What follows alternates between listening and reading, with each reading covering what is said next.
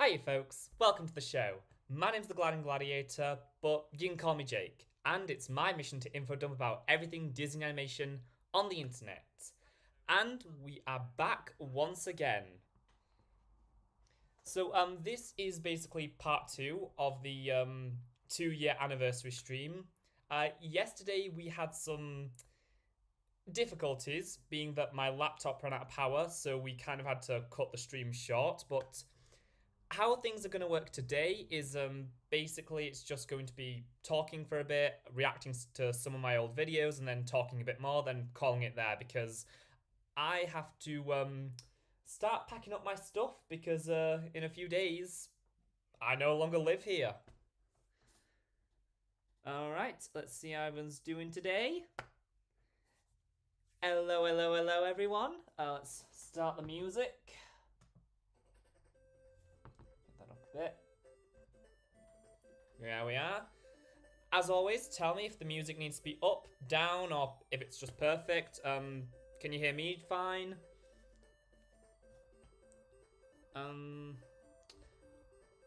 Why is Disney doing nothing with the Muppets? And, well, they are, because right now they're making the Electric Mayhem series for Disney Plus, which I am really excited about, because from the way they're talking about it, it sounds like it's going to be exactly what the Muppets needs right now, in that it's going to have, you know, all the music and the heart that you really need in a Muppets project that hasn't really been there for the last few Disney installments. I won't be here for long, but I'm glad to hang out. Well, I'm glad you could be here, Luzo Kramate. So lovely to have you, even just a short little while. As promised, I did get some Yazoo.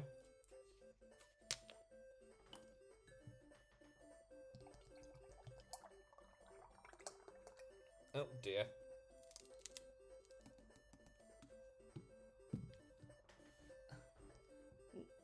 Oh dear.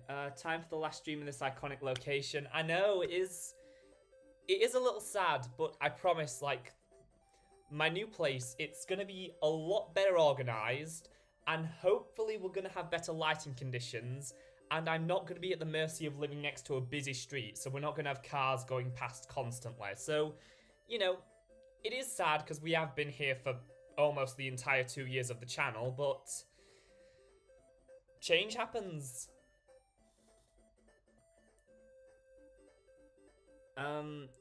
I've had strawberry, yazoo, and banana, but never chocolate. Is it good? I mean, it's just chocolate milk, really, so yeah.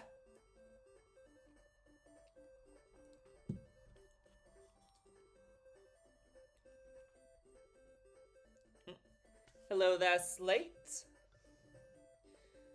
Alright, so, in terms of, like, what videos I'm gonna be reacting to, first things first, we're gonna finish off the Timon and Pumbaa Virtual Safari, and then from there, it's kind of up to you guys which ones you want to see me do.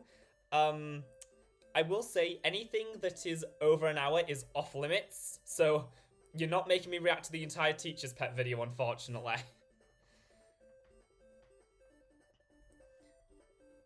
You should actually do a tier list of Disney CEOs, not gonna lie. I will be doing that. I said yesterday that was a great idea, and I am going to do that.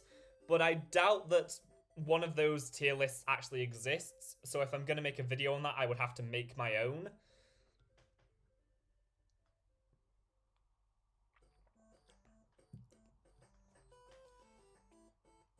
I haven't watched the new My Friend Reacts to the Owl House. Can't wait to see their reaction to Rain.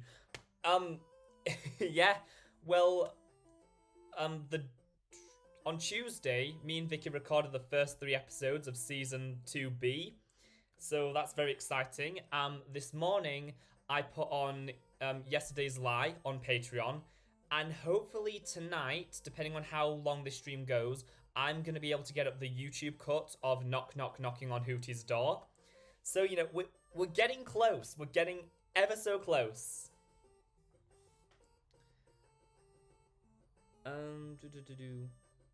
I've really only had chocolate milk in cartons, but Yazoo is good too. Why are we having a conversation about chocolate milk? I mean, granted, it is one of the best things ever made ever, but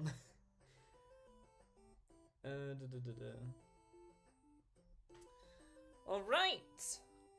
Oh, we got 8 people so far. That's good for this early in the stream, because obviously, you know, time zones and all that stuff.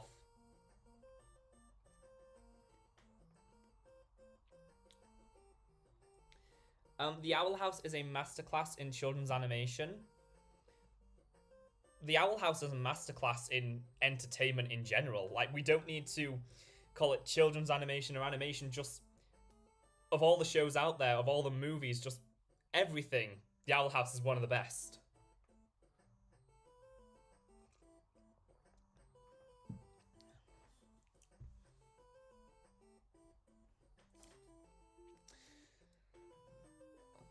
So, does anyone have any questions about, you know, the future of the channel? Because obviously I called this stream the future of the Gladiator just because it kind of, you know, even though we are going to be watching more of the old videos, so it still kind of is looking back on the past. But I don't know why I called it like that. It was just spur of the moment kind of thing. So we will talk some bits about like what's coming up, but it is mostly just going to be the same stuff you normally get from me on these streams. As for the possibility of streaming over the next few weeks, I'm not sure if that's going to be possible, because once I get kicked out of here, I'm going to be moving in with Vicky at their current place. I'm basically just going to be sleeping on the floor until August, when we get to move into our new house. So I'm going to bring all my YouTube stuff with me so I can still record and edit and all that stuff. But I'm not sure about how streaming's going to work, to be honest.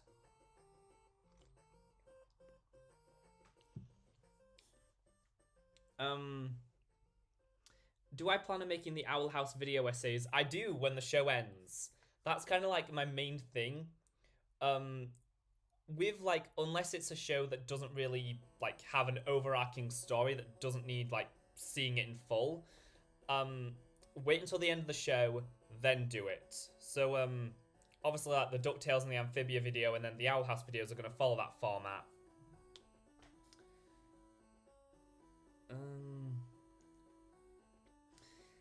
Oh, hello there, Squall. Nice of you to join us today.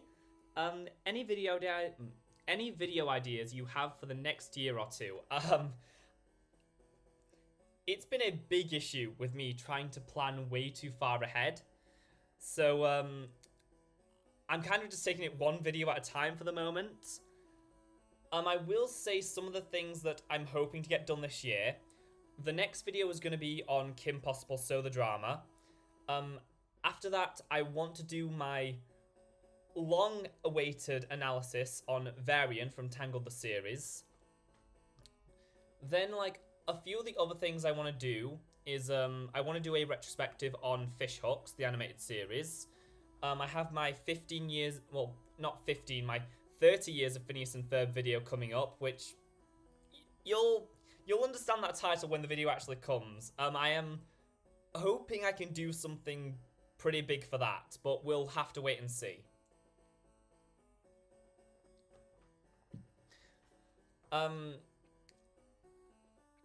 Ever since yesterday, I have not been able to, like, because I said if I could make, like, 3 video essays on Pixar movies, I would pick Finding Dory, Turning Red, and Monsters University. I imagine you might end up getting one of those by the end of this year. A full review of the Bob's Burgers movie, kind of like the Encanto one, when that comes out on Disney+, that will probably be one of the big things I do.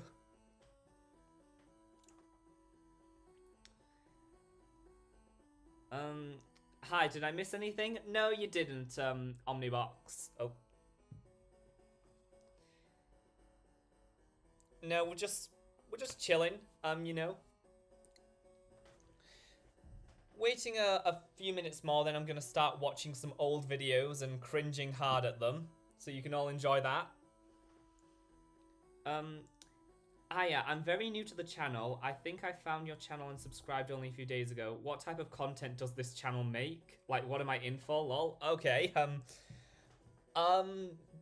basically just all sorts of stuff relating to Disney animation. So, like, my main, like, focus of the channel is long video essays focusing on specific movies and shows or franchises.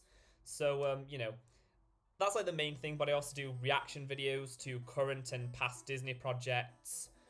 First impressions reviews of new movies when they come out. Just kind of just do whatever I want. I do whatever I want and I hope people find it entertaining, which so far mostly been successful in that endeavor.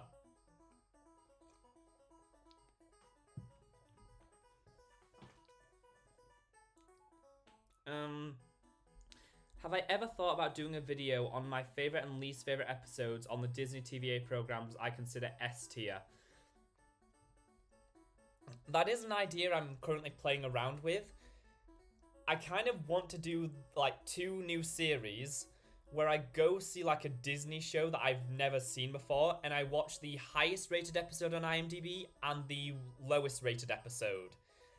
I don't know, it just kind of came to me like one night while I was, laying awake in bed at 3 in the morning, contemplating my existence. So, that might be something that happens in the near future, who knows? I love your Beauty and the Beast poster in the background, by the way. Oh, yes, it's very faded. It's been there almost 2 years. It used to be like entirely black, and now it's like a maroon color. Hopefully I'm gonna like try and get that replaced. But no, the Beauty and the Beast Broadway musical is my favorite adaptation of like any of the Disney Broadway shows. And it is mainly just because If I Can't Love Her is one of my favorite songs of all time, and the first song If I Can't Love Her is basically the song that got me to learn how to sing. So, it's quite a important song to me. Makes sense. Do you have a favorite in terms of Disney content? Movies, shows, shorts? Okay, putting me on the spot here. Favorite Disney movies? Oliver and Company, Mulan, Hercules. Those are like the top 3, and then it just kind of Moana, just pretty much all of them. I like all of them. TV shows, Amphibia, Phineas and Ferb, Tangled the series, DuckTales, those are my favorites. Shorts. My favorite Disney short is, I couldn't remember the name of it yesterday, but it's called Us Again. It was very last year it was released. It's just an absolute beautiful piece of animation.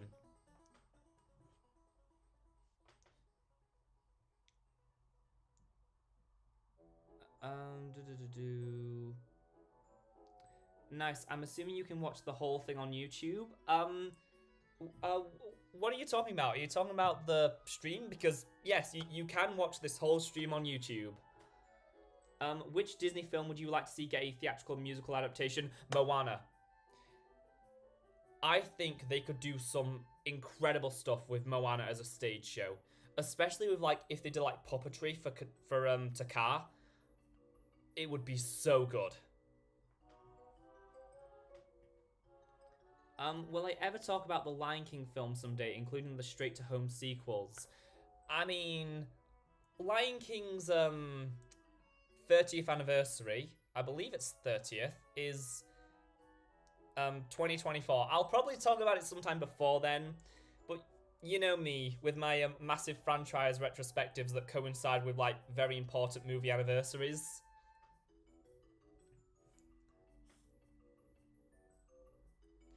Nice, I'm assuming you can watch the whole thing on YouTube. Oh, the Broadway. Oh, sorry for the confusion.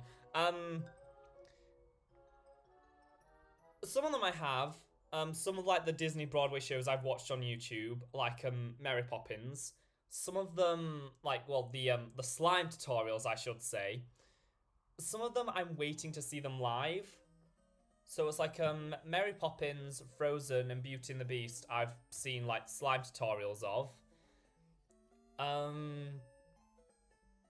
Aladdin, Lion King, those are kind of the ones I want to see live. Hunchback of Notre Dame, I would sell one of my legs to see that live.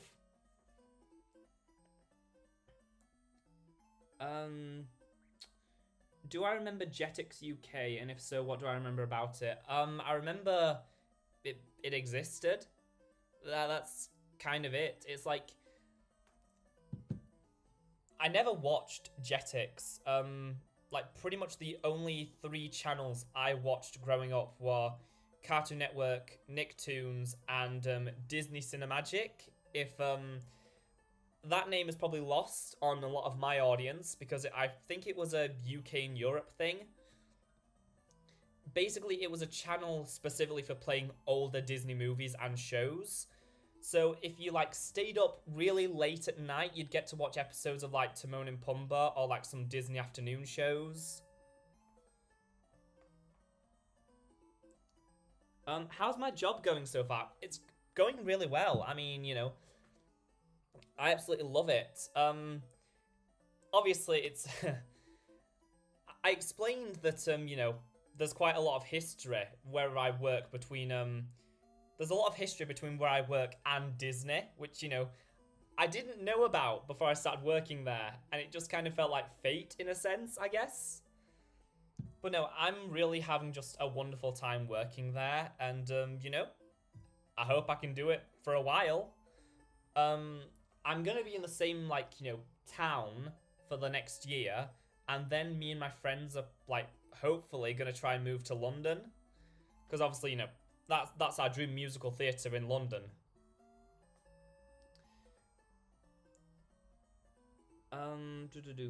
What shows am I thinking of reacting to or reviewing? Reacting to. Well, obviously, once me and Vicky are fully caught up on the Owl House, I'm gonna go back and finish season 1 of The Ghost in Molly McGee. Then I kind of like wanted to go into some older shows, sort of. So,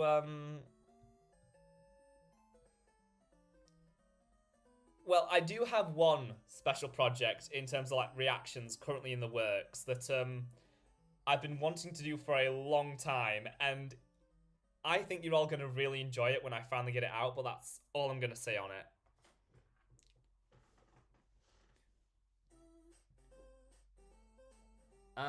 Is Pepperan available for me yet? No, it is not, unfortunately. Um, After the Book of Pooh and, like, the Proud Family, I've just kind of made this pact with myself that I'm not gonna, like, go tracking down shows that aren't easily available on Disney Plus, because it's just a hassle trying to get footage for them. So once Disney Plus UK finally gets Pepperan, I'll do my full review of it then. Hi, I'm Josh. Hi, Josh, I'm Jake. Like me, was you mostly a Disney kid with small bits of Nickelodeon and Cartoon Network in between? I barely watched CN, watched some Nick for Rugrats and SpongeBob, though mainly through DVDs. As a kid, I was very much Nickelodeon first and foremost. So, I did watch some Cartoon Network. Like, my main shows from Cartoon Network were like Camp Lazlo and Ben 10. I was really obsessed with Ben 10 for a few years. But most of my childhood was SpongeBob, Fairly Odd Parents, and Jimmy Neutron. Despite being raised on Disney and having a family that pretty much, you know, not as obsessed as I am now, but obsessed enough to go to the parks at least once every year, I didn't really get into it, I guess, until I started high school, because that's when I decided that I want to start collecting, like, Disney plush toys, and it kind of just evolved from there.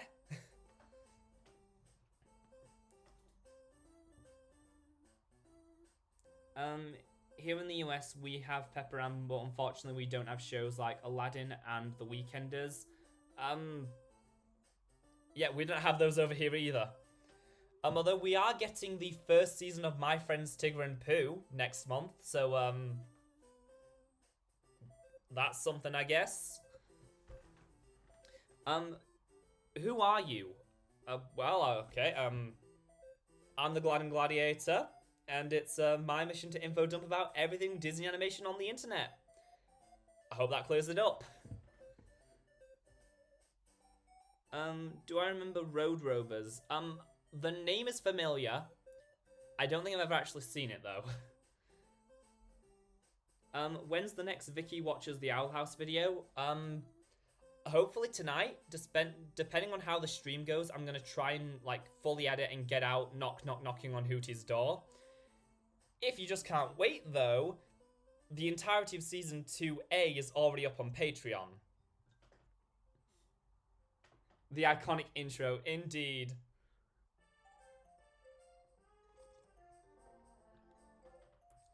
Alright, it's 18 past 5, so we'll go to 25 past and I'll start watching some old videos. Because the lesson learned from yesterday was apparently I am the most entertaining on stream when I am cringing at the person I was 2 years ago.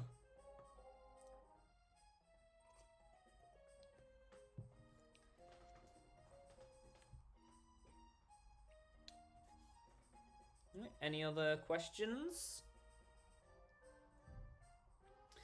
I was the odd kid who didn't care for Ben 10. To me, it looked like Pokemon, but generic. I might check it out with a fresh mind, but I don't think it'll be for me. I mean, I watched like the first 10 or so episodes, like maybe like a year or two ago, and honestly, it still holds up. Like, I will probably watch the entire series at some point again, just because I'm nostalgic for it, and it's kind of weird saying I'm nostalgic for a show that was like aired in 2005 to 2008. For Tangled the series, you watched Before or Ever After first, right? Yes, I did. I was like one of the few people really excited for Tangled the series. Like, you know, I was there from the beginning. Like, a lot of other people got into it, like, towards the end of Season 1. No, I was there from the very beginning. I loved it from the get-go. Review episode 11 of The Ghost in Molly McGee. As I said, once me and Vicky are fully caught up on the Owl House, I will be returning and doing the rest of The Ghost in Molly McGee Season 1. After that, I don't really know what I'm going to do with that show, if I'm going to keep going with it or not. I keep flipping back and forth. We'll just see how it goes, really.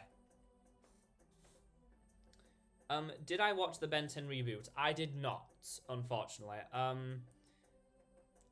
Tangled, better than Frozen, come at me, bro. I mean, I don't even think they're worth comparing. I just think they're both incredibly different properties with very different aims. I love them both equally, personally.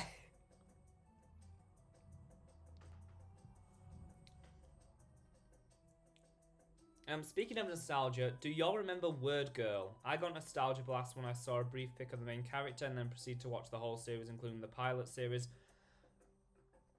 I never saw Word Girl, but I have like clips from it appear in like my recommended, and like I've seen people on Twitter talk about it. I've watched like some clips of it, and you know, it seems like a quality show, just isn't really for me. When I was a teen, I was into anime like Bleach, IB, Mad Father, classic Doctor Who, and didn't care for Marvel, DC, and Ice Age. I mean, you know, to each their own.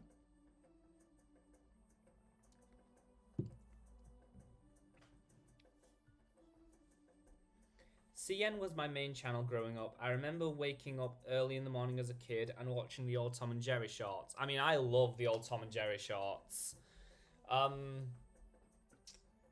I even like the Chuck Jones stuff personally. I mean, I know that's kind of like a lot of people don't because they're quite different, but I still find them enjoyable. What's my favorite PBS kids show? We don't have PBS over in the UK. So, all the PBS shows aired on different networks. So, the only PBS show I actually, like, have seen a lot of, rather than Sesame Street, but that's kind of obvious, was Arthur. So, I guess I just have to say Arthur. Although I did really like the, early 2000s Clifford the Big Red Dog series. But that was a long time ago.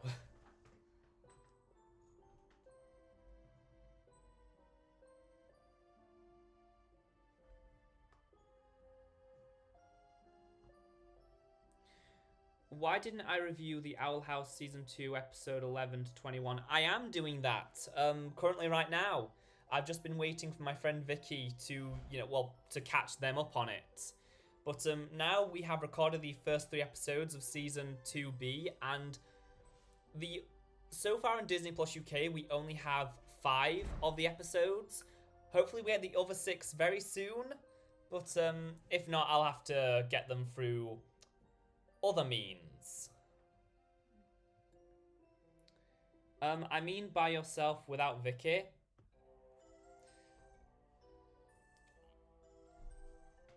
I just kind of wanted to bring someone else on for like those kind of reaction videos now. I kind of just... While the Owl House was on hiatus, I had this idea that, okay, because I like making Owl House content, and, Owl House content often gets the most views on my channel. So I wanted to do a new series, and obviously I'd get Vicky into it.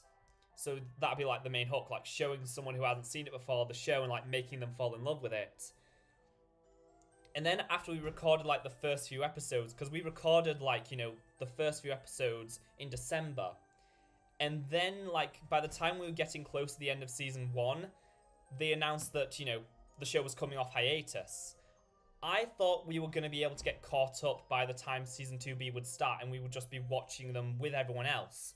But obviously, life happens, and, we didn't end up doing that. So it's just a case of, I decided that I would just wait. And also, I made a community poll, and, most of the people decided that they wanted me to do them with Vicky and just wait until they get caught up.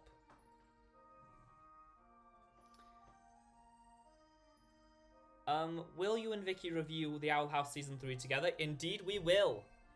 Because obviously, once we get caught up with Season 2B, it'll just be a case of waiting a bit, and then when those specials start coming out, obviously, we'll react to them together. It'll be a lot easier when we're living together, because then we don't have to arrange it. I can literally just go into their room, drag them out, and pull them in. Evening! How are you doing today? It's fun to see your banter with Vicky, so I'm glad you're watching it together. I voted for you to do it with Vicky on the poll. I've always been into DC more than Marvel. I find it more interesting, and growing up, I was more of a Nickelodeon kid. I watched CN from time to time. Any thoughts on Louder and Prouder? I'm fairly sure I've talked about this on stream already. I think it's a good show. I think, like, the writing and the animation are, like, top quality. It's, like, the pacing, the delivery, all of, like, the sharpness of the humor, it has not aged today. It's like they have not skipped a beat going from the original series to the revival. My main issue is that it retcons a lot of the original series by regressing Penny back to being 14 years old, even though it makes no sense with the new design. So it's because Disney executives have this bizarre rule that none of their like child characters in their shows are allowed to be above the age of 14. The only one that really gets away with it is if it's based on a movie, hence Rapunzel. Yeah, it's bizarre. Eventually I will like do a follow-up to my Proud Family video talking about Louder and Prouder.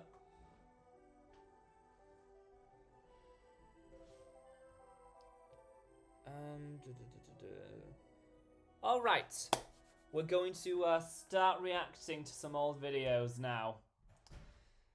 Oh, this should be fun. Alright, so, okay, there's that one there. First things first, I'll finish off Timon and Pumbaa's Virtual Safari. This is Blanco. Okay. Someone's excited. That makes one of us. Alright, don't care. Okay, where were we?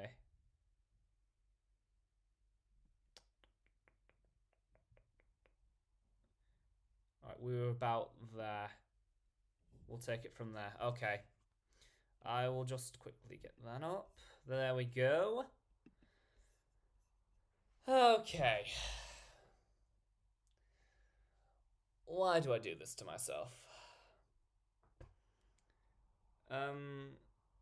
what's my overall review on Amphibia Season 3 as a whole? I mean, you can go watch my Amphibia retrospective for that, because I reviewed all 3 seasons.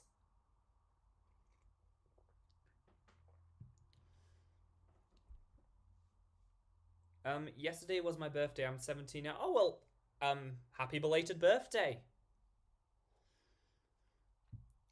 Because it's funny. Ha ha. Alright. Let me just make sure the thing's good. Okay. I really don't want to do this again. It was easy when Vicky was here and I could bounce off someone, but now it's just me. I'm an avid history buff. I mean, I'm an avid Disney history buff. Well, not even just Disney, just animation in general.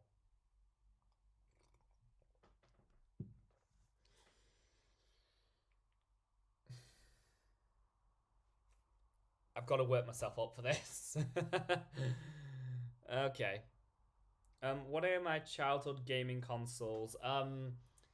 The Nintendo DSi and PlayStation 2 and the Wii.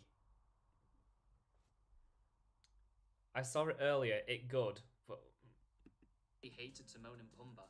Whether it's crashing the Jeep in a cave, falling off a waterfall, or, my personal favourite, being violently drowned in a whirlpool. Getting dizzy! I can't breathe! Okay, that was an alright joke. I'll give it me back then. Just the cutting to me, and it's the fact that I don't know how I was able to say. I have no idea how I stayed so still, because it just looks like a picture. Following that, Like, am I breathing?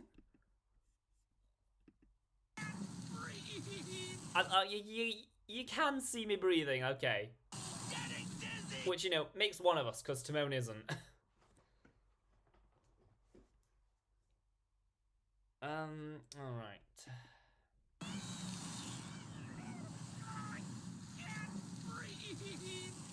Following that, we go back to the beginning of the ride and look at our pictures, which are just really bad low-quality images of Timon and Pumbaa from the movie pasted over the screen. But they're so cheap and bad, I kinda love them.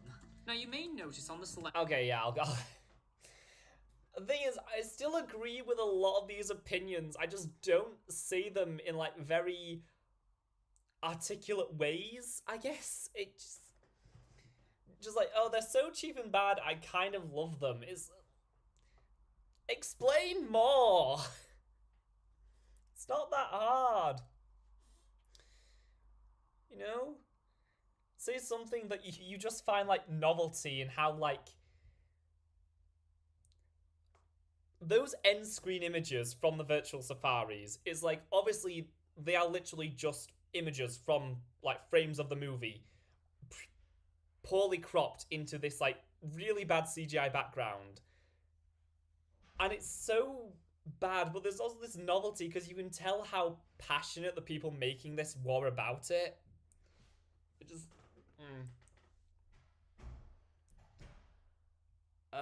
That reminded me of Gacha Phase. I was so cringe. Will I review other shows than Disney shows? Probably, eventually. You know, I will probably, like, branch out in a few years when I run out of main Disney stuff to talk about. But then they'll just buy someone else, won't they? Gacha Life and Gacha... I'm sorry, I don't know anything about that, I'm afraid. Screen, aside from the boat and the Jeep, there's also a third option. So let's see what that has in store. Sorry, folks, we're not quite ready for you yet. Come back in the spring. Over Timon, couldn't we just tell him a little bit about the next virtual safaris we're building? Yeah, this weird bonus feature kind of became its own series, with 2 other entries found on both Lion King sequels. And being the waste of cells I am, I naturally own both of these, so I guess we'll take... There's that self-deprecating humor again. Oh, God, I thought that was so funny. Why did I think that was funny?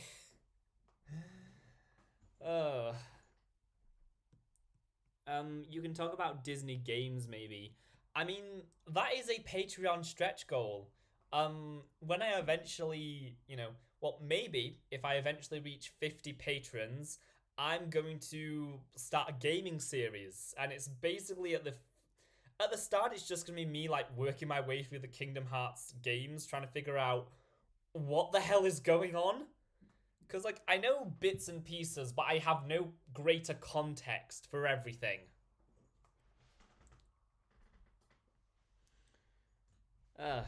Lord. M2.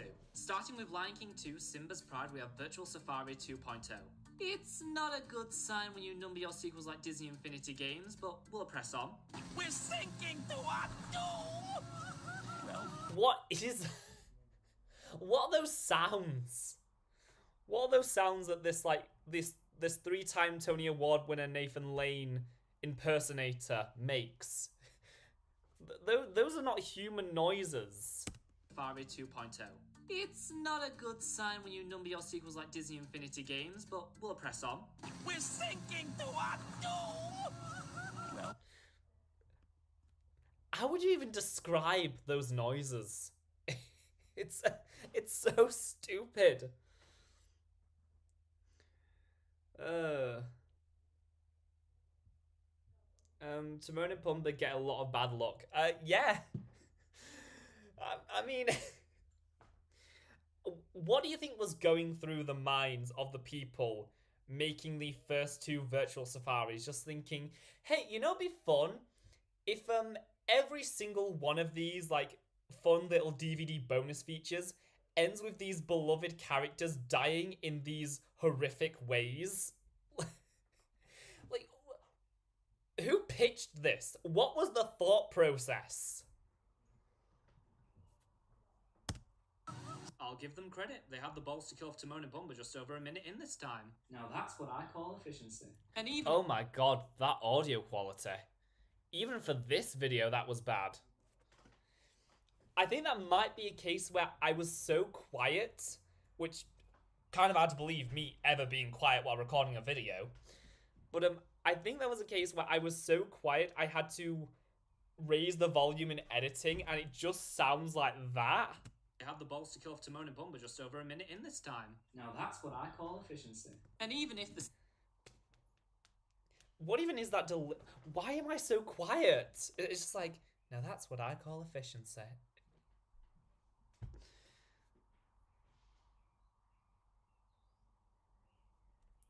Oh, we all talking about game development. Fun. I have nothing to add to this conversation. Yeah, it still looks too close to YouTube's kids videos for my liking. Yeah, the CGI in the second one is somehow even worse than the first one. It's like they're trying to be even more ambitious with even less of a budget. Efficiency. And even if the CGI still looks too close to YouTube's kids videos for my liking, the actual visuals are much more interesting this time around with a lot more camera movements. Oh my god. What was that sentence? I didn't... For my liking, the actual visuals are much more interesting this time around with a lot more... It just mumbles. The actual visuals this time around are a lot more interesting. Around. It's not a difficult word to say. Around. YouTube's kids videos for my liking. The actual visuals are much more interesting this time around with a lot more... The actual visuals are much more interesting this time around with all the more... What is CGI? Computer generated imagery. There were some Disney games made by Brits, Traveller's Tales, and Argonaut Software. Yeah, well, I mean, there is a case of like a lot of licensed games are made by like developers over in Britain for some reason. So like you get some cases where you have like SpongeBob games will like, have like British slang in there out of nowhere, and it's really funny. I think it's either in Creature from the Krusty Krab or Truth or Square. Well, no, because Truth or Square was Heavy Iron. in some kind of SpongeBob game, they talk about like tea a lot.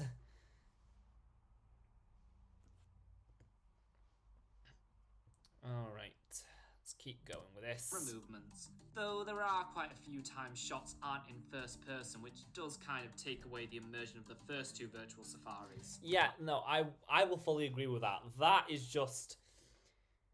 Because the whole point of the virtual safaris and just like the DVD bonus feature games in general is it's supposed to be in first person. So the whole point of it is you are supposed to be like on this adventure with Timon and Pumbaa in front of you.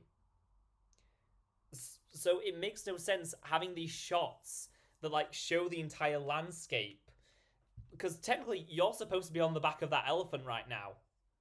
So I don't know. Was it just so they could show the mouse? Take away the immersion of the first two virtual. And that mouse is like one of the most god awful things I've ever seen. Few times shots aren't in first person. Oh, no.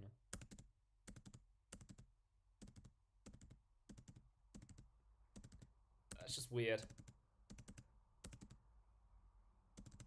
There we go. Oh my lord. What is that thing? Oh dear me.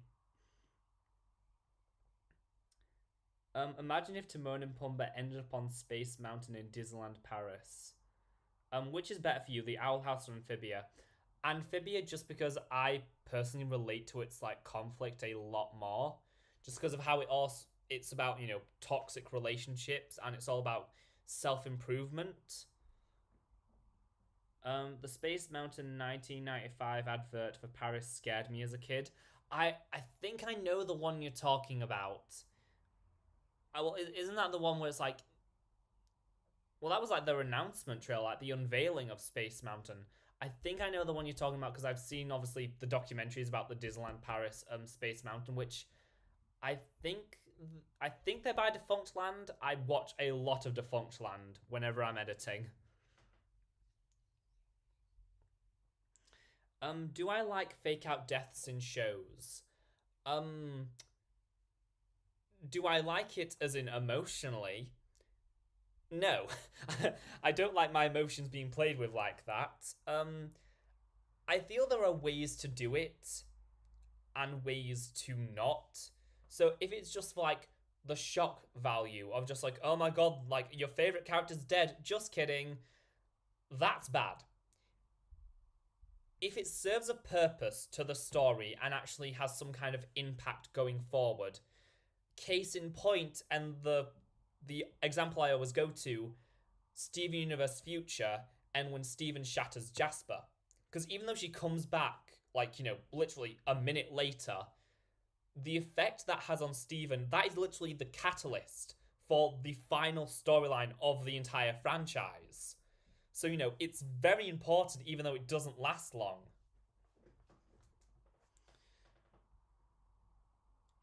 Favorite LNP episode? LNP? You'll have to elaborate. I'm afraid I don't get the abbreviation. It began with the narrator saying your destination, outer space. Oh yeah, no, I know the Space Mountain ad you're talking about. How old were you when you made these videos? Well, we're talking 2 years ago. It was 2020, so I was 19 at the time. And I'm 21 now. So, you know, a lot can change in 2 years. Oh, Louder and Prouder. My favorite episode of Louder and Prouder was the I don't remember the name of it, but it's the one where Oscar's trying to get Penny to play on the basketball team, because I loved how it was a callback to one of the best episodes of the original series, 1 in a Million. Yeah, that's basically just like, that was one of the few times during Louder and Prouder where just everything came together perfectly and it felt like a natural continuation of the original show. Other episodes kind of like just do their own thing, disconnected from the original series, which is fine. But those same episodes include callbacks to things that they retcon, which I really am going to make a video, like, just like going through the entire first season. Because there are so many really good things about it, but there are also some things that just kill the whole experience.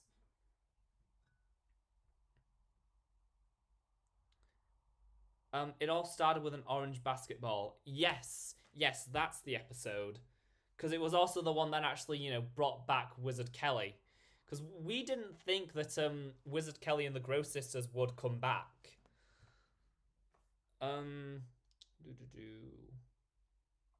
Alright, so let's continue. First two virtual safaris. Continue the torture. I'll only say it doesn't end with death this time. Instead, after being sent into space... Is that foreshadowing for Disney, eventually, owning the whole world? I would not be surprised if Disney tried to launch their own satellite at some point.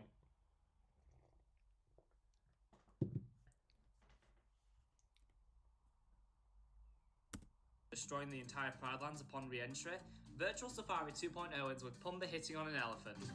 Tell me, miss, are you busy later? Now is that... That's just weird. That I still find that just so... Why? Why, of all things? Why is Pumbaa hitting on an elephant? It's like...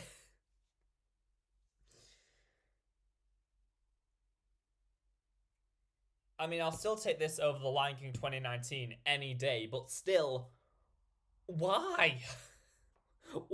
Again, what was the thought process that went into these? I would love to, figure out who was behind these and, contact them and just pick their brain. Because how do you even come up with this stuff?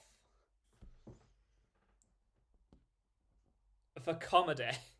I mean,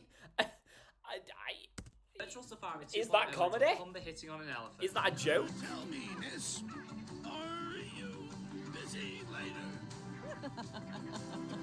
It's the laugh. It's the laugh that, it would be kind of funny if she just, remains silent. That would be funny in, a very awkward way, but the laugh just kind of kills the joke. Because it kind of implies that she's, gonna say yes. As in, say yes to Pumbaa asking her out. It's just...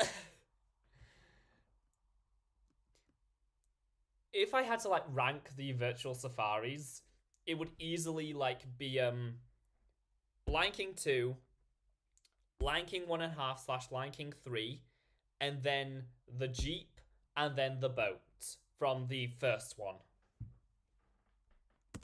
Is that better or worse? Why can't it be both? Well, we have one more virtual safari to check out, so let's jump right into 1.5 on Lion King 1.5. Which in the UK we call the Lion... Okay, alright. The one good thing about watching these old videos is that it does make me feel better in terms of, how good I am at recording videos now compared to back then.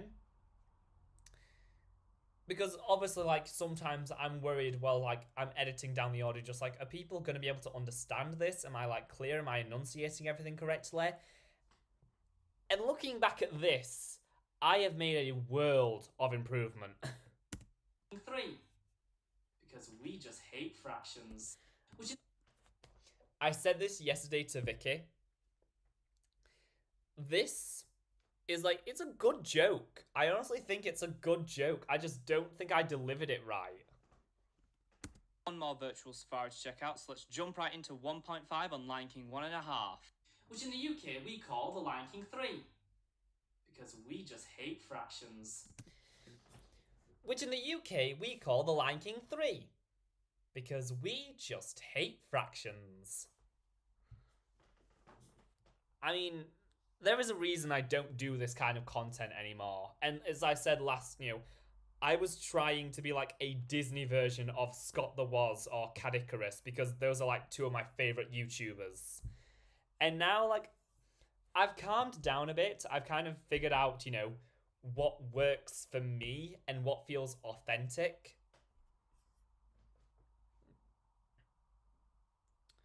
How would I deliver the line now? I mean... I would probably deliver it in like mostly the same way. It's just because I'm a lot more comfortable talking to a camera now. So it's like, which in the UK we call The Lion King 3. Because we just hate fractions. It's just like there's a bit more energy, a bit more personality to it, rather than just, which in the UK we call The Lion King 3. Because we just hate fractions.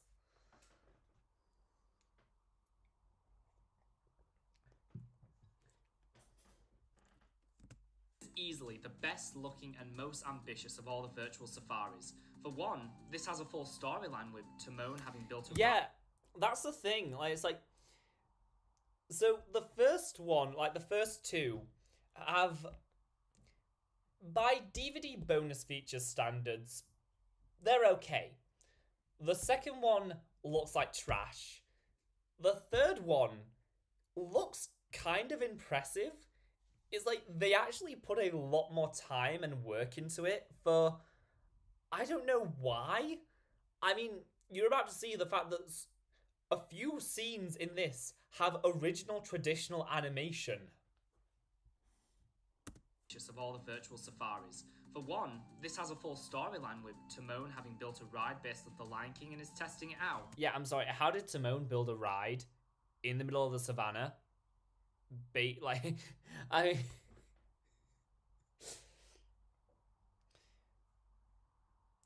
guess this is like the Timon and Pumbaa universe, as where, you know, they can just do that stuff because, you know, they follow the logic of Looney Tunes in that show. The Lion King 3 is a good movie. Oh, I agree. Naturally, things go literally off the rails, taking us through many homages to classic Disney See, rides.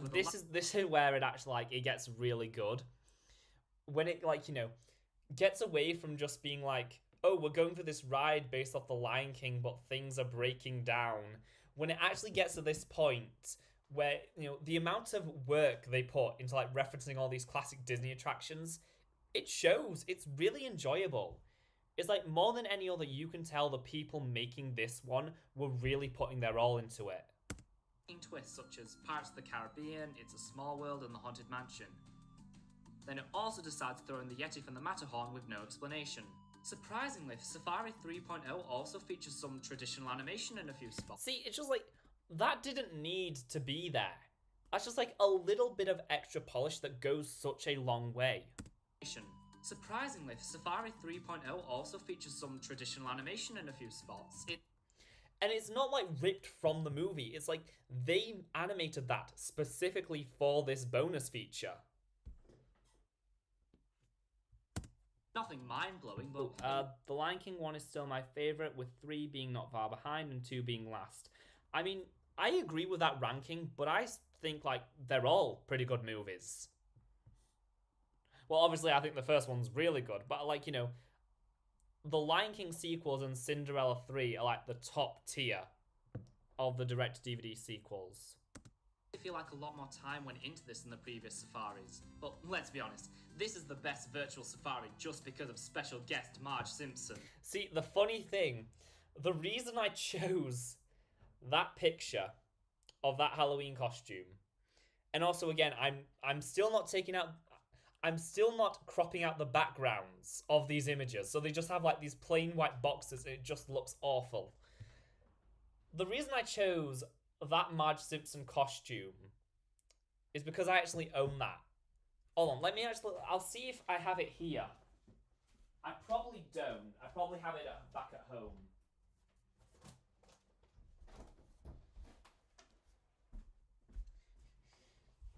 Yeah, no, it's back at home, but I have that exact Marge Simpson costume because I wore it for like 2 Halloweens in a row.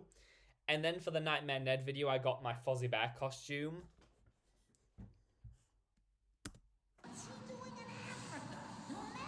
And that was a quick look back at Timon and Pumbaa's Virtual Safari. Hands down, the second greatest bonus feature to ever exist on a Disney DVD.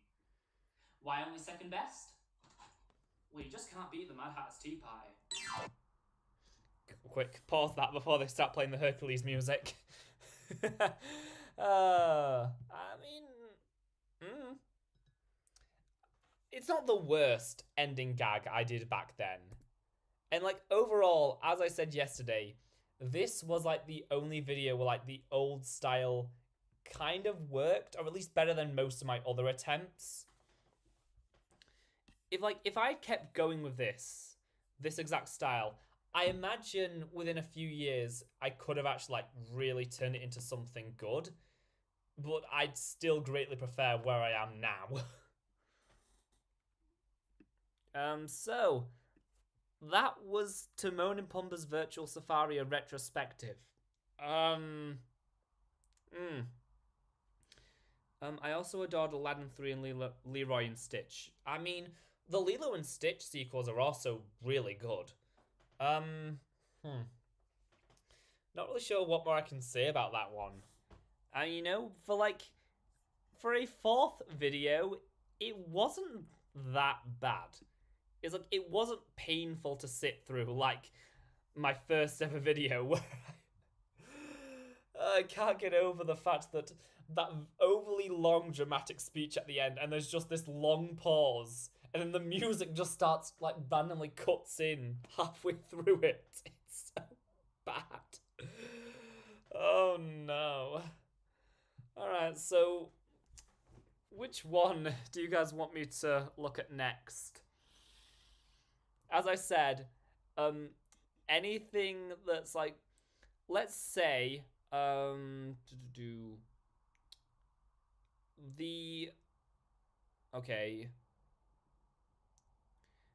longest video I'll watch is my recess retrospective.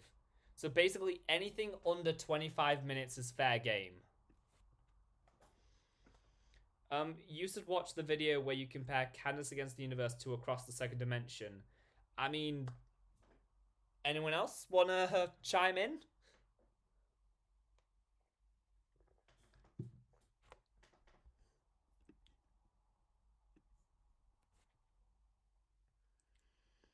I'll just wait, see if we can get any more votes. What people want me to watch next. This is my personal hell. In Disenchantment, when the characters go to hell, and it's like they all have like, you know, their own personal methods of torture. Like, this is mine. You would like strap me down, Clockwork Orange me, and like just show me my old videos. React to your Amphibia Hopping Mall reaction. I'm not going to be reacting to any reactions, just because obviously those involve longer clips from like the shows, and I don't want to risk the stream getting taken down for copyright. The recess one. Alright, so I guess we'll watch the Candace Against the Universe, Candace Against the Second Dimension, then we'll watch the recess retrospective.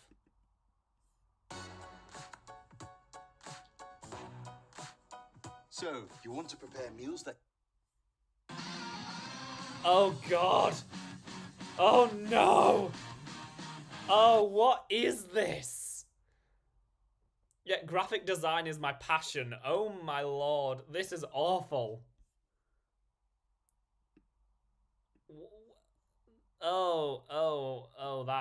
That's not a pretty picture. You can't even read half the text.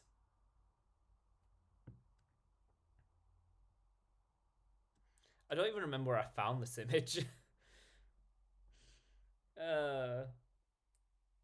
My Muppets video, please. Alright, so I guess we're gonna do this one, then the recess retrospective, then the Muppets one. Okay. And this one, ooh, it's almost at 6,666 views. I mean, you know, like, let's get it up there. God.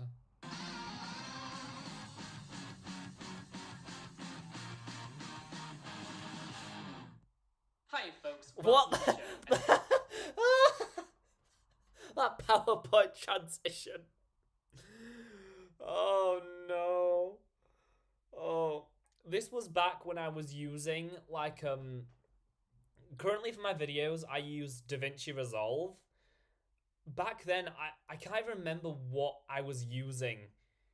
It was like this... My dad got it for me for free because it's like his work also had it. So, like... It's a video editing software that I've seen a lot of people like diss, and I can't remember the name of it properly. I just remember it was so bad and so limiting, and it wouldn't let me do anything.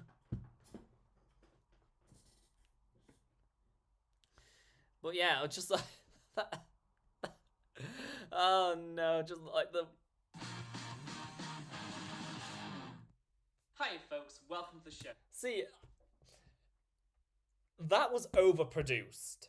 It's like, if I was just doing that now, I would literally just have like a fade in to me. I wouldn't spin it around. And the brand new Phineas and Ferb movie is finally out, and after 5 years, it's so great to finally see all these characters again. I'm sorry, what was that? That did not sound like anything. Finally out, and after 5 years, it's so great to finally see all these characters again. To finally see all these characters again. What I said was, it's so great to finally see all these characters again. I'm not even like... Crossover special notwithstanding. So now... Alright, like, the timing of that was awful. So great to finally see all these characters again. Crossover special notwithstanding. Oh, God. And again, the image just pops up. It doesn't, like, come in, like... It's so great to finally see all these characters again. Crossover special notwithstanding. I mean, sometimes it works for comedic timing, just having the image pop up, but most of the times I like actually having it, you know, move into the frame now. So naturally, the only thing people care about is going to be comparing Candace against the universe with the first movie across the second dimension. And since I want views, I will naturally be hopping on this bandwagon. At least I was honest. I guess back then I just thought, like, hey, you know, if I just say I'm making this video purely to get views because this will be a popular topic, you know, maybe it's not that bad because I'm self-aware. Nowadays, I just, like, I make...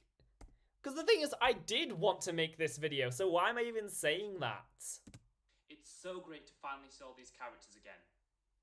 Crossover special notwithstanding. So naturally, the only thing people care about is going to be comparing Candace against the universe with the first movie across the second dimension.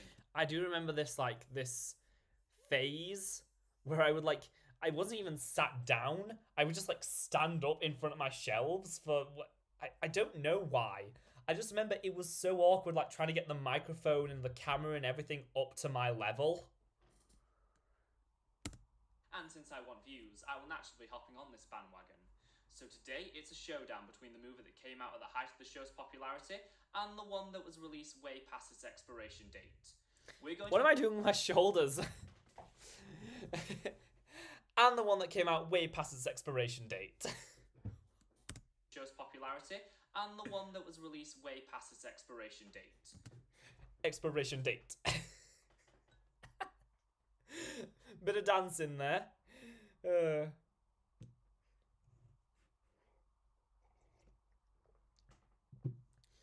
Yeah, see, that's the original Sassy Shoulder. I did it before it was cool. Out at the height of the show's popularity and the one that was released way past its expiration date. We're going to be pitting these two completely different movies against each other to find out which one has the better story, the better characters, the better visual... Thing is, again, that's me trying to, like, be, like, snarky and, like, self-aware. Just like, oh, we're gonna pit these two movies that basically have nothing in common against each other. Because, like, I don't know. I guess because, like, I'm just a person that doesn't like when people compare movies for very arbitrary reasons. So, like, but I don't know why that's in this script. Why did I have to say that?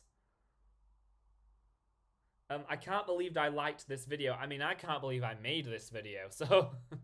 Same boat. And of course, the best songs. Got it? Okay, let's jump right in.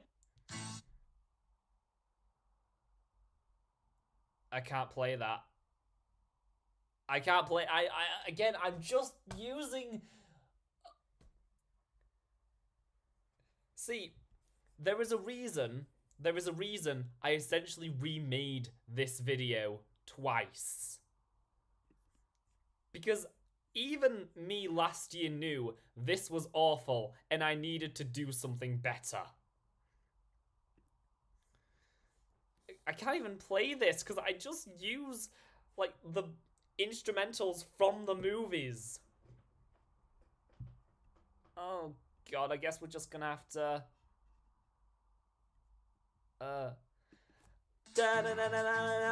This isn't a song from Phineas and Ferb, definitely not. First, let's start with Across the Second Dimension. Released in 2011 during the show's third season, this movie answers the question of what would happen. The music is so loud.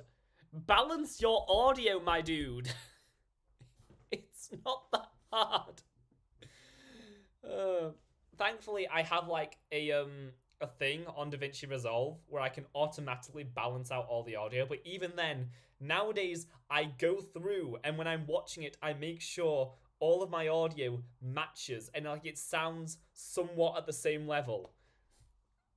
This is just atrocious. And also, can we just appreciate there's like this random Phineas and Ferb triangle background I just picked off Google Images?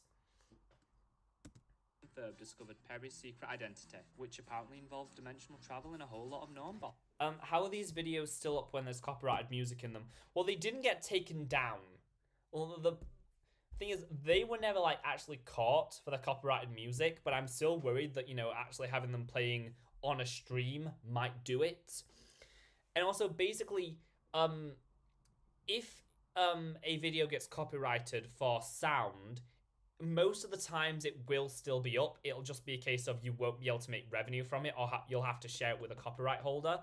It's mainly just if they detect video, that's when it gets taken down, no questions. The sound mixing makes Sonic Adventure blush. Across the Second Dimension is one of the tightest animated movies I've ever seen. The first 10 or so minutes play out like an average episode of the series, iconic catchphrases included, but almost everything here is setting up something to be paid off in the third act. It's like I've gone back. It's like I regressed back to how I sounded in the first video, because I sounded a lot better in the Timon and Pumbaa Virtual Safari video than I do here. The obvious stuff such as Perry's locket to quick little jokes that you wouldn't expect to come back, like the platypult being towed. Dan and Swampy have always been adamant that kids deserve more credit and are smarter than most people realise. And that comes through perfectly in this movie, bringing a much more... I'm sorry, that comes through what? Did you just say that comes through perfectly in this? No. There was no act in there. I just said it comes through perfectly in this movie. Jesus Christ. And are smarter than most people realise. And that comes through perfectly in this movie. That comes through perfectly in this movie. Shoot me. Shoot me now. Bringing a much more tense and dire tone as we explore this nightmarish version of Danville. Despite the stakes being raised, this movie still has the core identity of the show. I didn't watch any Phineas and Ferb until it came to an end. Probably would have loved it as a kid. I mean, I did. Phineas and Ferb was probably like my first really big Disney obsession. Phineas and Ferb basically came out at the right time because I'd almost kind of fallen off on SpongeBob. I stuck around until season 6, and then that was kind of it. Then it just became about Phineas and Ferb from that point on until basically until Steven Universe came out, pretty much. Knows exactly when to not take itself too seriously. The only complaint I really have is that the ending with the Amnesianator could have been set up better. Early in the movie, Monogram says that Owlcat are reverse engineering Doofenators, so it could have easily been brought up there. I just find it kind of odd since Doofenshmirtz was right. He never did make an amnesia. Even though that isn't a deleted scene. But also, yes, he is right, because the Amnesianator wasn't actually a thing on the show. I heard SpongeBob got bad by season 6. I mean, the thing is about SpongeBob seasons 6, 7, and 8, half the episodes are still really good. It's just that the other half range from to dear God, please make it stop. And then season 9A is pretty much just like average, and then season 9B to at least season 11, because that's as much as I've seen. I haven't seen most of season 12 or season 13. Really good. Like, not on par with the classic seasons, but it's trying something different. It's trying, like, a new style. It's trying to reinvent itself. And I think that what it does now really works. I mean, it's funny. It's, like, it's visually interesting to look at. The characters are all still very likable. I mean, it's never going to recapture the original 3 seasons, but I'm perfectly happy if SpongeBob just wants to stay at this level from now on. Its actual name is the Forget About It Inator, but that really is just a pedantic nitpick. And also, it looks nothing like what they have in this movie. It kind of odd seeing reverse engineering Dupes Inators, so it could have easily been brought. Only complaint. Yeah, no. That it looks nothing like this.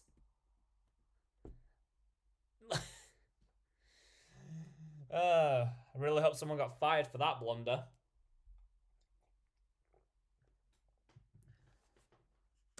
Nitpick. I have become what I set out to destroy. So across. Funny joke. Wow.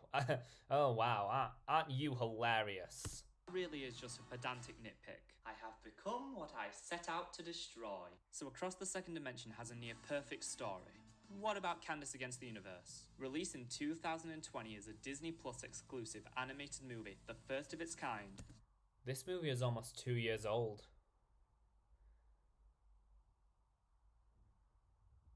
Oh God, Candace Against the Universe is almost 2 years old. It still feels like it came out yesterday. It still feels so new. I haven't actually watched Candace Against the Universe in a while. I should probably do that. Well, I will probably do that for my 30 Years of Phineas and Ferb video. Candace Against the Universe focuses on how the events of every episode of the original series has negatively affected Candace's self-esteem, exhausting her and making her feel like she doesn't matter in the grand scheme of things. Wait, this is still a Phineas and Ferb movie, right? It is? Okay then.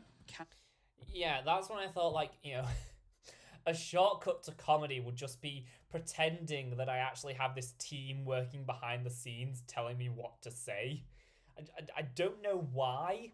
I just thought, ooh, if I talk to, like, you know, an imaginary person off camera, that's funny, right? That's comedy. Is the main star here, and her story, which is a lot more personal and introspective, really helps to set this movie apart from Across the Second Dimension. But as a Phineas and Ferb fan, so much of the show's identity is either misrepresented or just flat out missing. They only use about 3 of the famous catchphrases, Ferb talks a little too much, and they don't even take time to reintroduce the characters, instead starting at... Thing is, I agree. I still agree with all these points. Which is why I, you know, put them a lot more eloquently and in my actual review of the movie.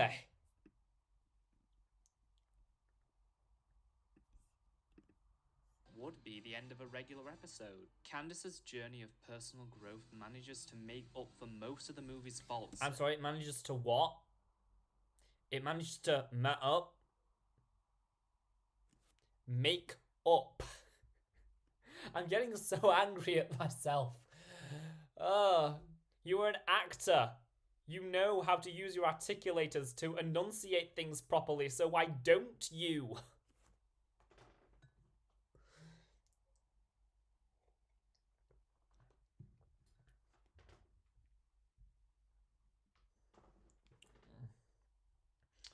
We're having a conversation about SpongeBob Season 10. Lovely. Candace's journey of personal growth manages to make up for most of the movie's faults, as she's such a strong protagonist and her story really gives... She's such a strong protagonist. That's a funny frame. A deep look into her psyche, not unlike the other time we got a deep look into her psyche. But Across the Second Dimension has all its pieces turning together in near perfect unison. whereas Candace Against the Universe still functions properly, but a few of the gears are missing. Point goes to Across the Second Dimension. See, that's a good joke. Like, the one thing I will say about like my Phineas and Ferb videos is because it's probably like the show I'm the most knowledgeable about. I'm able to like put in like a bunch of references to episodes and callbacks, but like mix them seamlessly. So it's like, you know, I say, oh, it's functioning properly, because obviously that's what Doofenshmirtz says. But even then, it just sounds like a regular sentence. It was never See, I'm able to give myself some props here and there. Phineas and Ferb. No, since the very beginning, it's been all about these kids whose heads are shaped like the first letter of their names. So let's see how these movies do at incorporating and developing the characters. This is not a Phineas and Ferb song right now. This is not... Into them. Let's start with the star of the new movie, Candace Flynn. As I said before, her arc is surprisingly complex and kinda profound for a character from this show. Throughout the movie, we watch her as she deals with her own self-worth and general unhappiness with how the world treats her, but all that changes when she... Okay, the audio mixing is a little bit better in this section, somehow.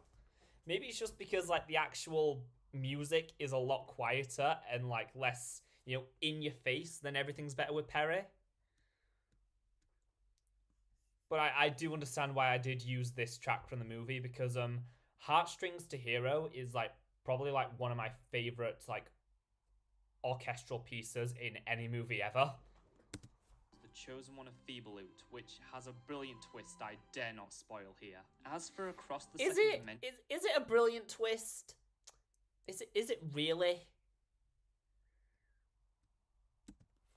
Candace doesn't really have much of a point in the movie. Her arc starts off strong with her wanting to grow up, but then that's all forgotten as she hyperfixates on the mysterious force that takes away her brother's inventions. As soon as she enters the second dimension, her arc just kind of fizzles out and ends on a joke. I get they have a lot of ground... That is the main issue. Candace does really have like the pieces of a really strong story for Candace there and Across the Second Dimension, but they basically do nothing with it, and her contribution to like the final act of the movie is it just ends on this really weird joke. It's just like she doesn't have a point, really. But they really gave the most interesting character from the series the least to do. I mean, they even cut her only song from the movie. Phineas Flynn is the same optimistic and inventive triangle. I will say the pacing has gotten a lot better. There are a lot less of these awkward pauses between lines, and things are like running a lot more seamlessly now. Should never be viewed directly from the front that he's always been. However, personally, I find his portrayal in Candace Against the Universe to be more interesting. I'd argue he has more emotional range in this movie than he has ever had before, being written more innocent and naive like in season 1, which is great as towards the end of the show, Phineas honestly became really generic. That's not to say he's bad in Across the Second Dimension, far from it in fact, but Phineas is at his best when he's bouncing off others, which doesn't happen a lot in the movie since he's one of the only three main characters that talks a lot. He's not one of the only three main characters that talks most of the time. He is the only of the three main characters that talks.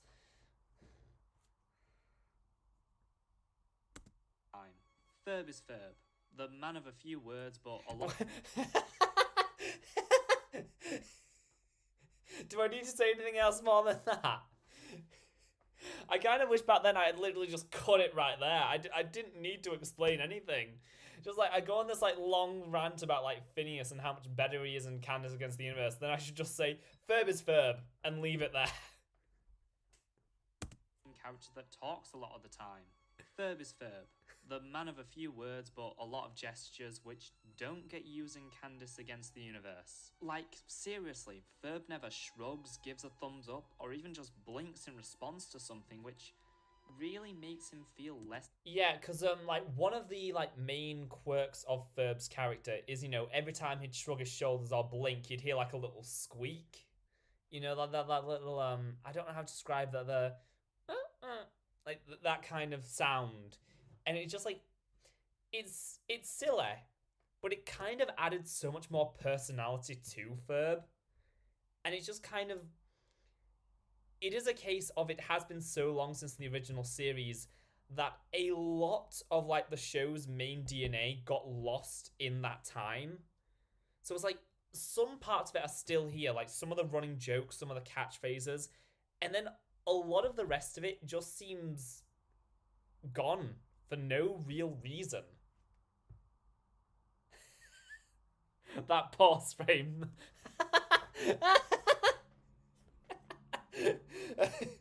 Like I said, Ferb is Ferb. Defined as a character, so I will say Across the Second Dimension had the better Ferb. Though some credit to Candace Against the Universe for having a Ferb line with the ability to make people cry.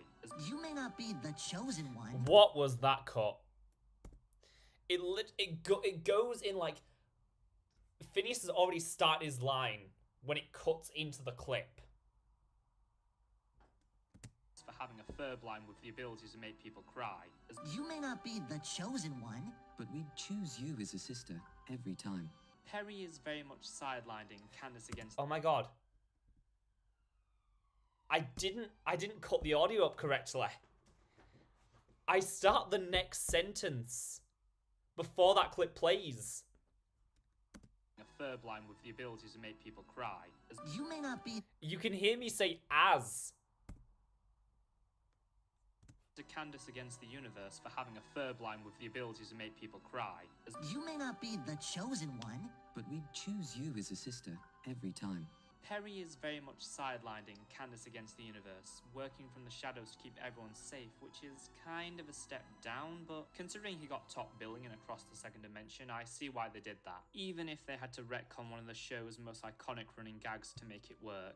Tell me, other dimension me, what do you see here? An ordinary platypus? And now, what do you see? Perry the platypus! You know, I'm starting to see why you haven't become a ruler in your dimension. As for Across the Second Dimension, this is easily Perry's best appearance, giving him more depth than ever before, with the only exception possibly being his and Doofenshmirtz's breakup story during It's About Time. I love that we really get to see him interact with Phineas and Ferb and show what that relationship means on his side, which we only got brief glimpses of during the show. Doofenshmirtz is just perfect in both these movies. In Across the Second Dimension, It's like Doofenshmirtz is the one like aspect of both these movies where like I can't really decide which one is better, even though I might be about to say something different back then. But Doofenshmirtz is like the one Phineas and Ferb character that is not like a weak link. Even no matter what he's put in, he is entertaining. Even in Milo Murphy's Law Season 2. That might be a controversial opinion, but because I think I said that in my Milo Murphy's Law video. The problem wasn't having Doof and Perry there, because they were still very entertaining and written like they were on the show. The problem was that having Doof and Perry there took away a lot of the spotlight from Milo and his friends. Which is why I like the last few episodes of Season 2, because they mostly go back to focusing on the school and the kids and like all the side characters. we get to explore how he really isn't evil by teaming him up with himself, giving him a new straight man to play off, and even having him save the day in the end. Candace Against the Universe only has one of his schemes in the very beginning, whereas the rest of the movie is him trying to save Vanessa, who was abducted with Candace, meaning we get an entire movie that is just Doofenshmirtz being the best parent in all of fiction, which I really appreciate. Really, I can't pick between either of these portrayals. Oh, Do no, you struggle I to was drink right. enough Yeah, water I can't each and pick between every either day? of them. Well, I'm about to introduce you to the cube that will not only enhance... Well, I don't want you to introduce me to any cube, thank you Super very Big much. Doctor is the only notable new character in Candace Against the Universe, played by Ali Wong, who most people know as a stand-up comedian, but I personally know her as Bertie from Tuca and Bertie. While Season I'm 3 starts unsure soon. how I feel about So her role- excited. I'm so excited for Tuca and Bertie Season 3 because, honestly, like, Season 2 was even better than Season 1. I have to go now. I'm doing something important and I need to speed up. Alright there, Fictional Media Bully. Thank you so much for joining us today. And, you know, the stream will be available if you want to come and rewatch all the stuff you missed. story. From the second she appeared on screen, I fell in love with this character. She's the perfect balance of sincerity and sarcasm that makes for a really funny but still threatening enough antagonist. And she makes for a really amazing foil for Candace. The big gimmick of Across the Second Dimension is seeing all these gritty alternate versions of our favourite characters. However, most of them don't really get enough screen time to give them defined personalities. The most characterization we got for Second Dimension Isabella is this one look. Second Dimension Buford is defined by a really good joke about being so good at resisting that he started resisting the resistance, and Second Dimension Balji is just Balji but with better hair. Phineas Oh, okay, that was a good line. Second Dimension Balji is just Balji, but with better hair. Okay. I'll give you that one. And Second Dimension Balji is just Balji, but with better hair. Phineas and Ferb's counterparts play their role in the story well, but they aren't all that memorable. While we're talking about them though, Okay, I say that while also, like, showing one of the best scenes of the movie, one of the best jokes. Just like, I got a 1! Conform! I can do that! role in the story well, but they aren't all that memorable. While we're talking about them though, does anyone else find it odd basically none of the promotional material for the Phineas and Ferb movie? I'm sorry, what was that word? What was that word? So does anyone else find it odd basically none of the promotional material? None of the promotional? Did I just say none of the promotional material for that movie? While we're talking about them though, does anyone else find it odd basically none of the promotional material for the Phineas and Ferb movie actually featured Phineas and Ferb and instead shows their alternate dimension selves? Like, I'm not scared to Weasley, but that thought keeps me up at night. Why was that a... How did I think that was a good joke? It was like, there's... It's a good punchline, but, like, where is the setup for it? Promotional material for the Phineas and Ferb movie actually featured Phineas and Ferb and instead shows their alternate dimension selves. Like, I'm not scared to Weasley, but that thought keeps me up at night. If I remove the I'm not scared too easily bit, that could have worked. Like, showing all the, like, you know... Does it bother anyone else that none of the promotional material for the Phineas and Ferb movie actually features Phineas and Ferb? I mean, that thought keeps me up at night. I mean, it's not, like, the best joke, but it's, like, it's structured better than whatever I came up with here. The only two second dimension... I'm sorry. The audio editing in this video is awful. Why does this have over 6,000 views? Like, I'm not scared to Weasley, but that thought keeps me up at night. The only two second... Why? Oh, hello there. Nice of you to join us as we're just reliving my old trauma. Mention counterparts really worth discussing are Doofenshmirtz and Candace. I swear, I watched these videos before uploading them to see, like, alright, is there anything I need to, you know, redo really quickly? How did this slip past me? Like, it's so obvious that I have not cut this audio down properly.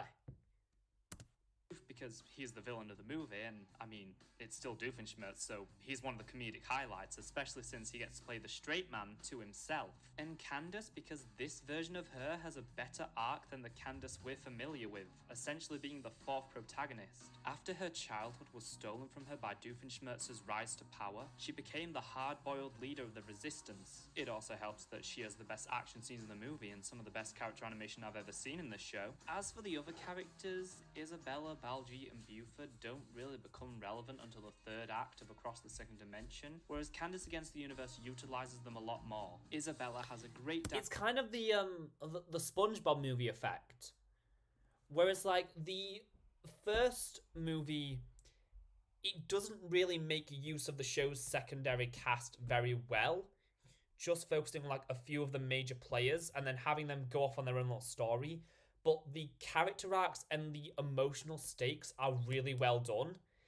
And then in the second movie, it feels a lot closer to the show in terms of, like, making sure all the major characters have something to do.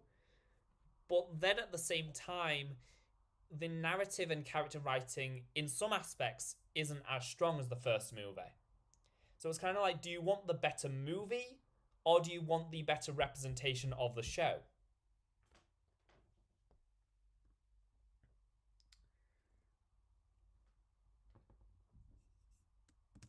Doofenshmirtz, which you could argue gives her her own little arc in the movie, and Buford and Baljeet are mostly our comic relief with their own running gags, which are roles they fill well enough, though I don't know why Space Adventure is suddenly a TV show mostly inspired by Star Trek, when in the series it was always presented as a movie franchise that was a combination of Star Wars and Star Trek. Yeah, okay. This still bothers me. Because every single time that the show mentions Space Adventure, whether it's Phineas and Ferb going to the marathon and not Phineas and Ferb, or, them going to war over it and the Stumpberry Think Back movies in Fan Wars, they only ever reference Space Adventure as being a film series. As far as I'm aware, and I've seen this show so many times, there is nowhere in, like, any of the 220 plus episodes they ever say that, oh, it's also a TV series.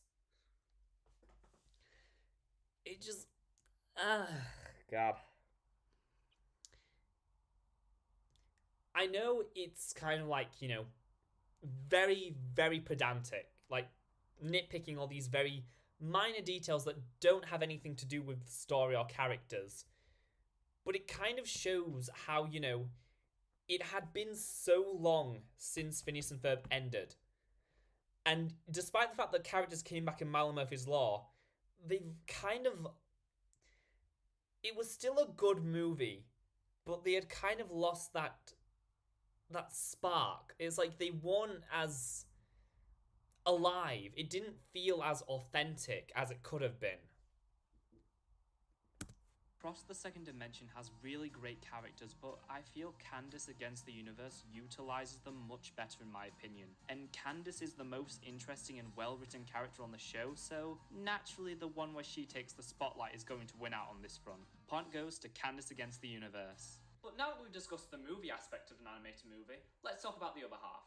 So which of these movies' art belongs on the top of the fridge? It's Across the Second Dimension. Again, that's kind of a good joke. It's just, what is the delivery? It's like, so, which of these movies' art belongs on the top of the fridge? I think it would have been funnier if it cut to a different clip of me saying it's Across the Second Dimension.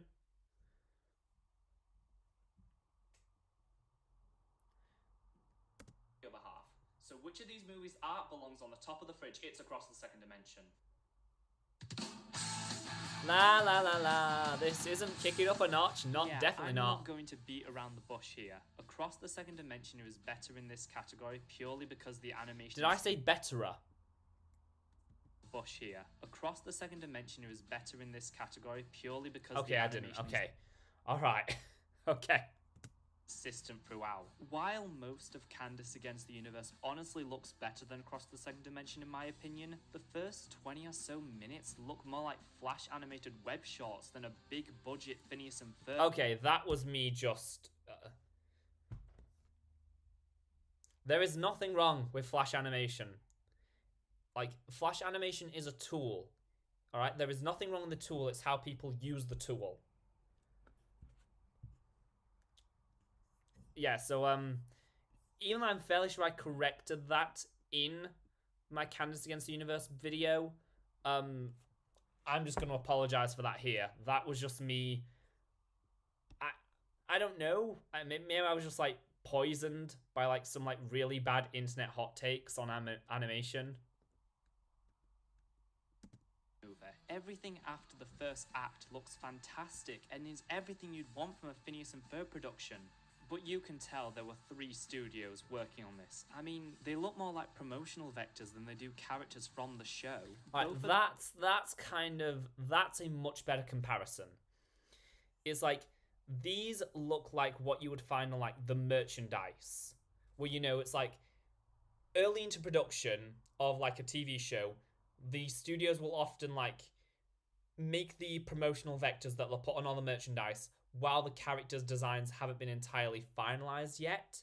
So you'll often get them like they look like the characters, but there's just something a bit off about them. And it's like that's kind of how I would describe this. On this. I mean, they look more like promotional vectors than they do characters from the show. Both of these movies have absolutely gorgeous backgrounds, with Candace Against the Universes being much more detailed with the lush jungle environments of Feebaloo, whereas Across the Second Dimension's backgrounds are more interesting stylistically, taking the random geometric patterns that typically populate the scenes of the show and replacing them with more restricted patterns and sometimes walls of text help make this location the viewers had come to know over the show's first 4 years feel new and unsettling.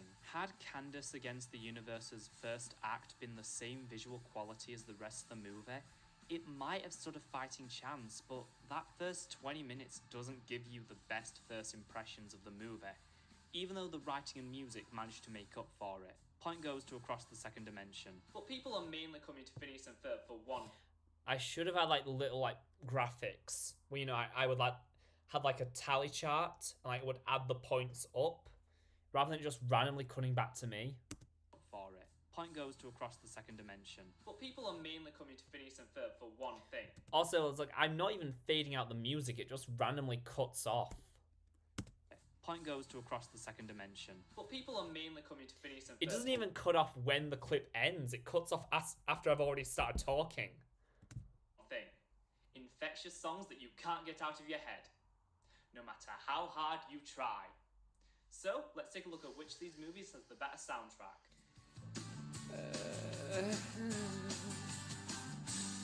No, this isn't summer. No, it's not. Which features 13 brand new songs, only 7 of which are both longer than 30 seconds and actually appear in the movie. A lot of these are really good songs, but there's only a few I feel could stand with the series best. Those being Such a Beautiful Day, Adulting, and Us Against the Universe.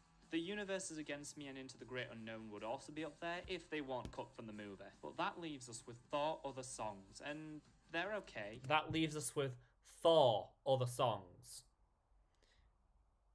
Apparently that leaves us with 4 other songs.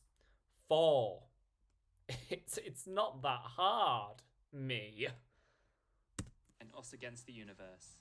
The Universe is Against Me and Into the Great Unknown would also be up there if they weren't cut from the movie. But that leaves... They should absolutely do a director's cut with those songs put in there. I mean, you can't tell me that this movie wasn't successful enough to warrant, like, animating 2 more scenes to put those in there. With Thor Other Songs, and they're okay. Unsung Hero and Girls Day Out feel very much like songs in Season 4, a lot of which were quite bland and only played over a montage with little connection to the characters or story. They're nice songs to listen to while watching the movie. Is that like one of the first times I ever mentioned, like, I like songs that I'm very connected to the characters and like what they're going through, rather than just songs that just play over a scene randomly?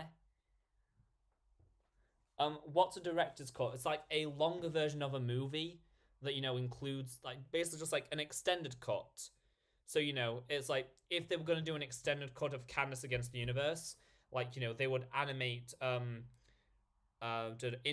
the Great Unknown and The Universe is Against Me, and then they would put them back in the movie. Nothing I'd seek out on its own. This Is Our Battle song is good, but far too short and ends abruptly. So Candace Against the Universe's soundtrack is a mixed bag, but how does Across the Second Dimension do? Well, remember a moment ago when I said only a few songs from Candace Against the Universe could stack up with the series best? I'd like you to meet the series best. Chances are I could name any song from this movie and you could probably remember every lyric. Everything's Better with Perry, Brand New Best Friend, Summer, Where Do We Begin, Brand New Reality, Robot Riot, and then in the end credits, we got Kick It Up a Notch. One of the most underrated songs in the entire franchise. Every song in this movie stands out. Yeah, I agree. I still agree with that. You could easily listen to them on their own, which unfortunately can't be said for a lot of Candace Against the Universe's soundtrack.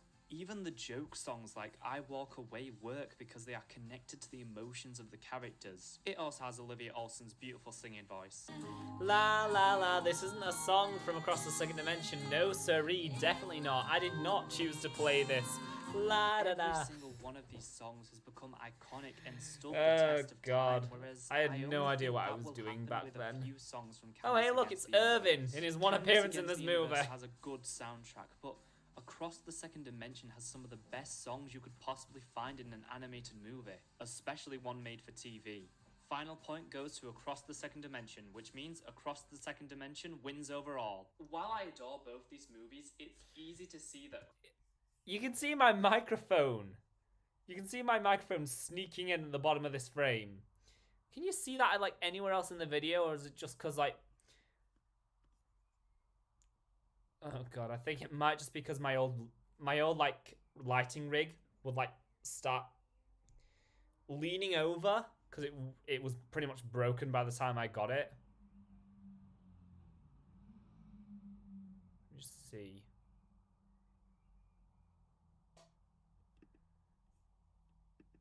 let's talk about the other half. So which of these Yeah, you can kind of see it there, but like it's very, very noticeable here. better Phineas and Ferb movie? While I love the more emotional scenes and characters of Candace Against the Universe more, Across the Second Dimension just has the more impressive and consistent visuals, a tighter and well-paced story, the most memorable songs, and See, I should be like counting with my fingers all my different points. I shouldn't be just like, you know, oh, it has the most da da da da da da da. Like, you know, should it has the best characters, the most memorable songs. It's put a bit more personality into it, me from 2 years ago. overall represents the style of the show better in my opinion. Maybe with a few more rewatches, my views on Candace Against the Universe might start to change, but for now, the original has it beat. Thanks for watching, folks. See you real soon. No. That's not a song from Phineas and Ferb. All right, we're not watching any more of my Phineas and Ferb month videos because All right. Next one people wanted me to watch is the Recess one. There you are. Recess, Disney's greatest show that everyone forgot about. Now, I guess I should say about this one. It came at a point where I was kind of starting to figure out that this style of content wasn't for me. So you're going to notice, because obviously this is a bit longer than any of my previous videos, it's going to start getting a lot more analytical, a lot more honest, and it's like the jokes are going to start coming through less and less. Is like like Vicky said yesterday, it's going to be less about me trying to force the joke and more just letting me naturally find where the joke should go. But at the same time, it was still firmly in that era because I didn't make that full transition until the Tarzan video.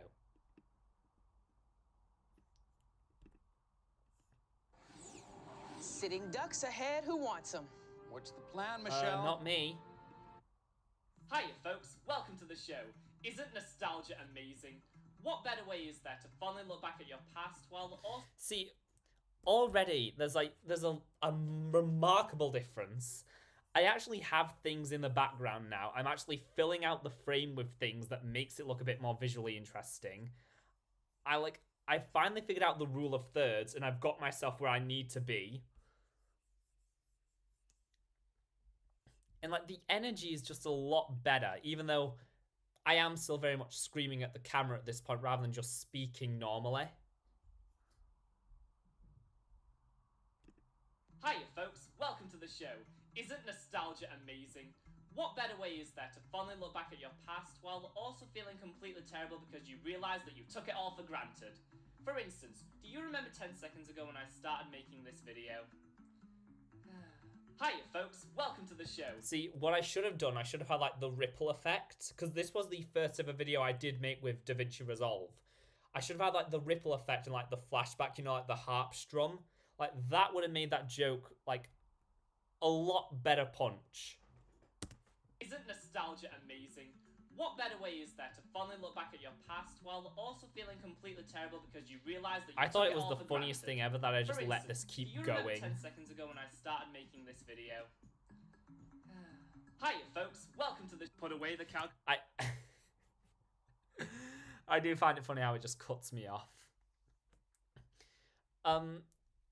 Someone could make like a 10-minute loop of just like that opening bit, or it's just me constantly doing that bit over and over again, just in an endless loop of me remembering when I started filming this video 20 seconds ago.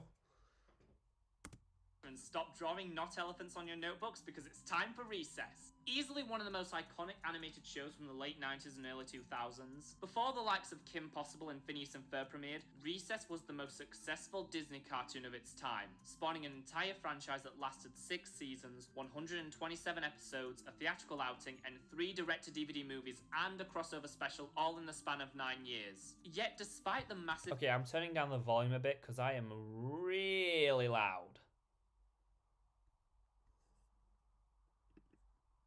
In its heyday, the show really hasn't stuck around like other properties from the 90s, and nowadays really doesn't get talked Yeah, about. I'm peaking so much. I thought this was going to be like, you'd start seeing like a remarkable improvement, and yeah, the delivery, the timing, it's better, but it's just like, I still haven't figured out how to properly record my audio, apparently. Even with it getting reruns until as late as 2011. And since this month marks the 20th anniversary of the franchise's magnum opus, Recess School's Out, what better time is there to look back at this childhood classic and figure out why it hasn't really stuck around?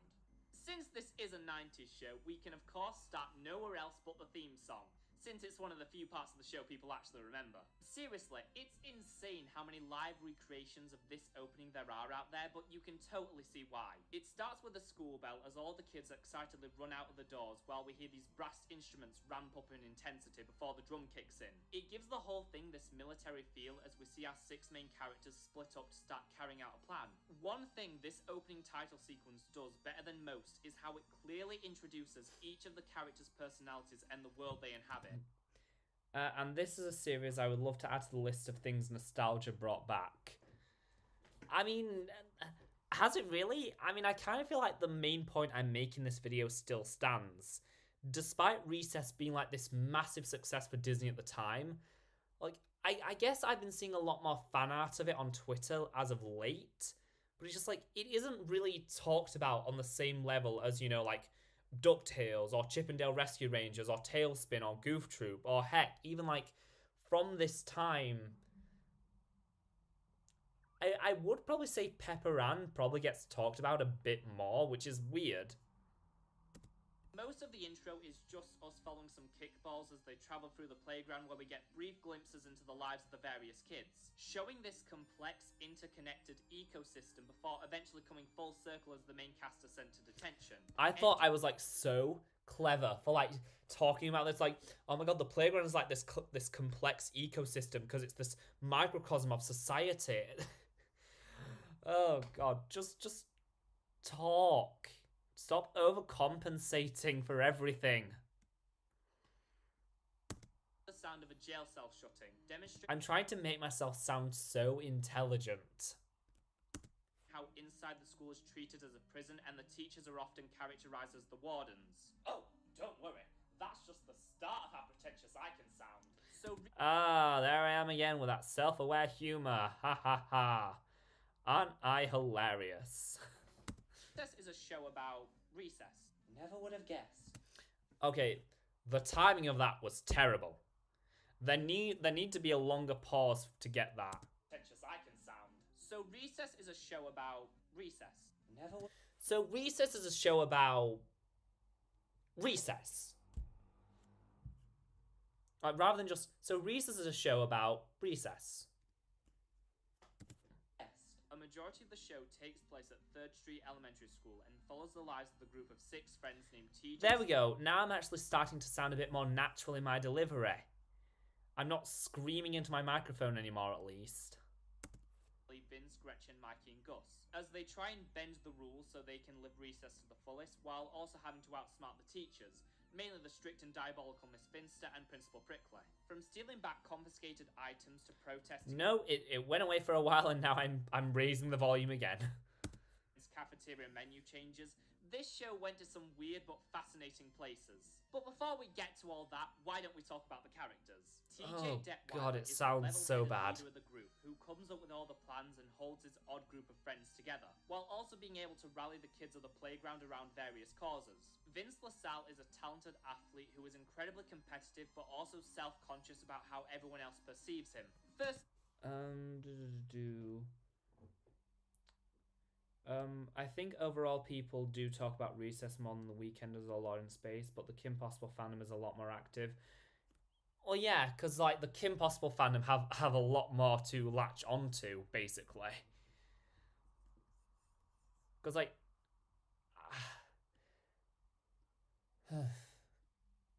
I could see them trying to reboot Recess. It's probably like the one animated show I could see them trying to reboot in a sense. Because like, if they tried to do like a reboot of Kim Possible where it was like all in high school and basically like everything just starts again from scratch, people would hate it. It would like, there would be no chance. But at the same time, we know because of modern Disney and they refuse to let any of their child characters be any older than 14, like, how would Kim Possible would not get made today? Simple as. Redacted Spinelli is the tough muscle of the group with a violent temper but also... Oh, I thought that was funny. Me saying first name redacted Spinelli. First name redacted Spinelli is the tough muscle of the group with a violent temper but also a sensitive side, as she often uses her strength to stand up for kids who can't defend themselves. Gretchen Grunler on the surface seems like your There she is. Best character in the entire show. Don't at me. Overconfident nerd who is more socially awkward, but there's so much more to her. She's not just your average smart character. She's passionate and hardworking and is able to use her intelligence in various ways that come in handy a lot of the time. Mikey Blumberg is the... That is something I really do love about the writing of Recess. Because they do play into certain, like, stereotypes, like, very, like, archetypes of, like, you know, like, the nerd, the tough kid, the wimp. But at the same time, they do subvert them in, like, clever ways. Because I think I mentioned later in this video how... despite Gretchen being like the smartest kid in school, a bit of a show-off, and, you know, not really good at picking up on social cues, she's not an outcast. She's not treated, like, differently than any other kid on the playground. Like, she still... sorry.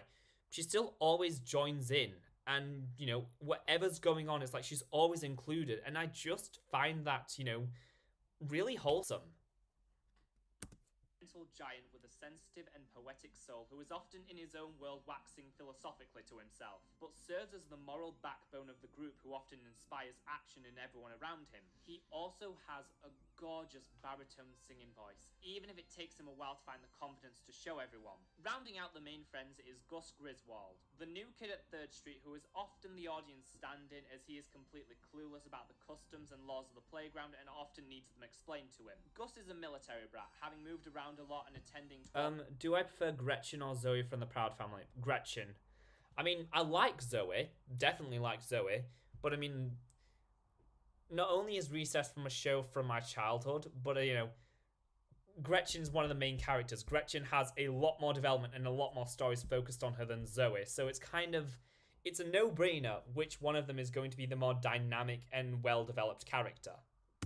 ...in the past 6 years. He's a small and neurotic kid, which makes him an easy target for the bullies of the playground, but also has this dark past and a tendency to go mad with power. Despite him often being called annoying, I personally find him one of the most interesting characters because he easily goes through the most development. Then there are the main antagonists of the series. This cause of many nightmares is Miss Finster, the no-nonsense supervisor of Recess who delivers swift and cruel punishment. See, I said that, but Miss Finster's one of the funniest characters in the entire show.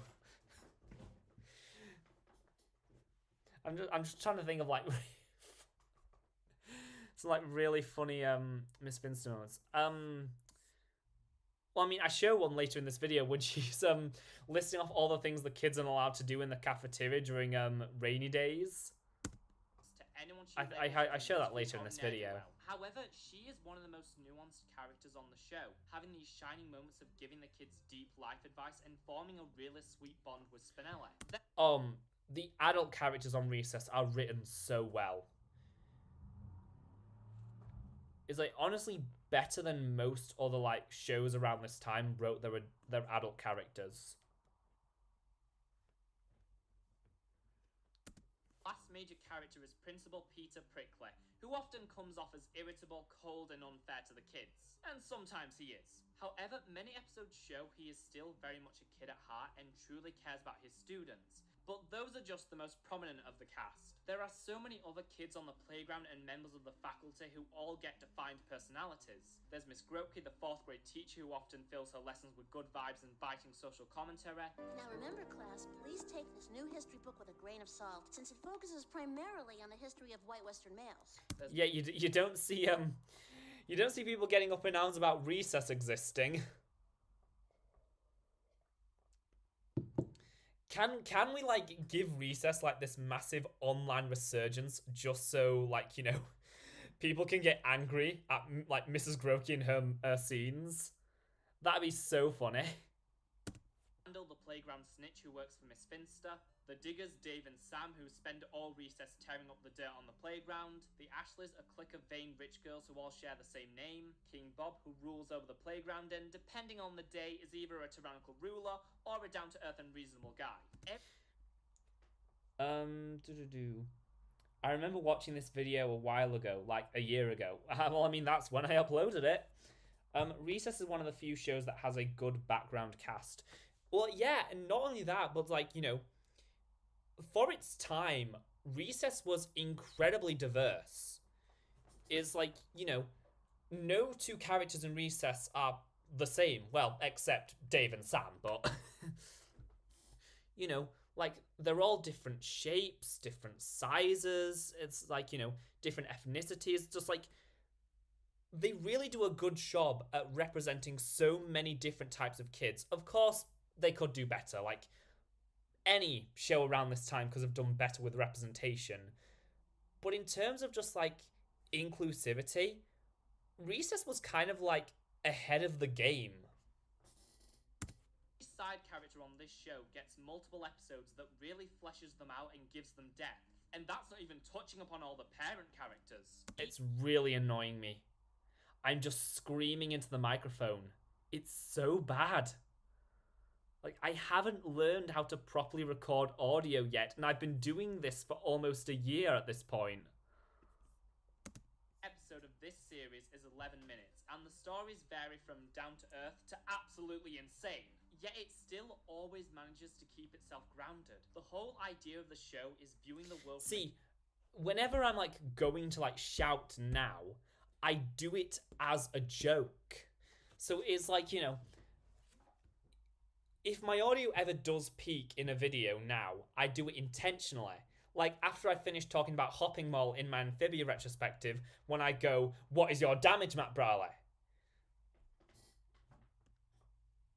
Seems fine to me. Well, I never wanted this show.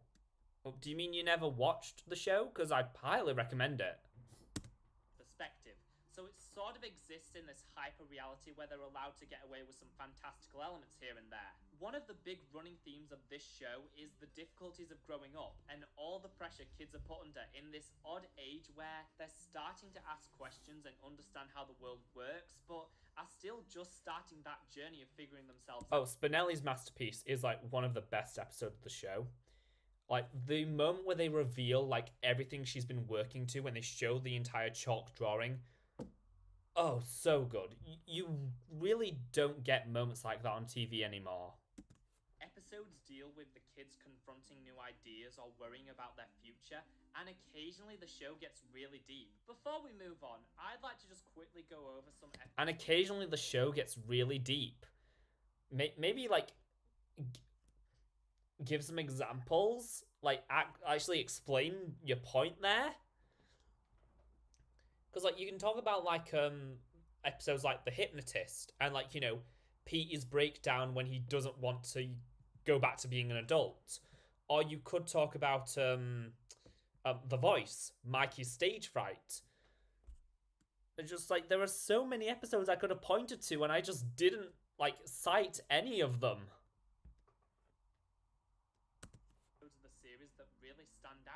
and I feel would give anyone unfamiliar with the show a good impression of its best elements. That's another one. I think it's called a Dance Lessons or something along those lines.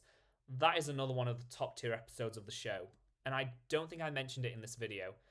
I'll probably do like another just a video going over some of my favorite Recess episodes at some point. Rainy days. When recess gets cancelled due to rain, the kids become haunted by a legend of a storm that lasted for several days that made all the students go crazy until they eventually succumbed to the boredom of the indoors and became zombies. This is one of the funniest episodes in the series, from the way all the characters are slowly driven to madness, and it gives you some downright diabolical Finster moments as she revels in the kids' spirits slowly being broken. Is HelloFresh worth the price? Absolutely. In the beginning, I was doubtful too. No, shut up. Gus's last stand. Gus becomes the latest target for the playground's resident bully, Gelman, and will do anything to make it stop. This is a very simple episode. There's no big heist and not even a lot of funny dialogue, but I have never seen a show be so brutally honest about the nature of bullying, and it's one of Gus's strongest showings, even if he is looking a little worse for wear by the end. The economics of recess. Oh, this is like the one episode people like remember from this show. Because of course they remember the anti-capitalism episode. Because of course it's a masterpiece. There are a lot of shows that get forgotten. We are so focused on newer shows. Yeah, I agree. That's why, I try and like have a nice mix on the channel. So, like I'll talk about like Nightmare Ned and also like Milo Murphy's Law as well. So, I try and have a mix between like the classics and the new stuff. He returns to school after being ill. He learns the playground now runs on the currency of monstickers, meaning he can't afford to do anything. He starts working to make a living for himself, but then begins outsourcing jobs and paying his workers a fraction of what he's earning. Until eventually TJ controls all the wealth of the playground, leading to inflation, meaning none of the other kids can afford anything. Yes, this is an episode of a Disney show about the evils of capitalism, which, ignoring the irony in that, is just a phenomenal episode. Yeah, the irony of that, this message coming from a Disney show, it's, I find it interesting that Recess was co-created by one of the co-creators of Rugrats. Yeah, it was. I mean, just like, when you really think about it, most of like the iconic shows from the 90s were only made by like a handful of people. Oh, I was trying to skip the ad and then I realized the ad was on your end. Yeah. Television. That stinking feeling. Spinella gets her first crush, which causes everyone on the playground to start treating her differently, which sends her into an existential crisis, thinking her life as she knew it is over. I'm mentioning this one for what is hands down the best Miss Finster moment of the show. Oh yeah, this scene is gold. One of the best scenes in the show. Comforts Spinella in the most painfully honest way possible and gives one of my favourite speeches in anything ever. Love, ugh, my life is over. Oh, that's where you're wrong, kiddo.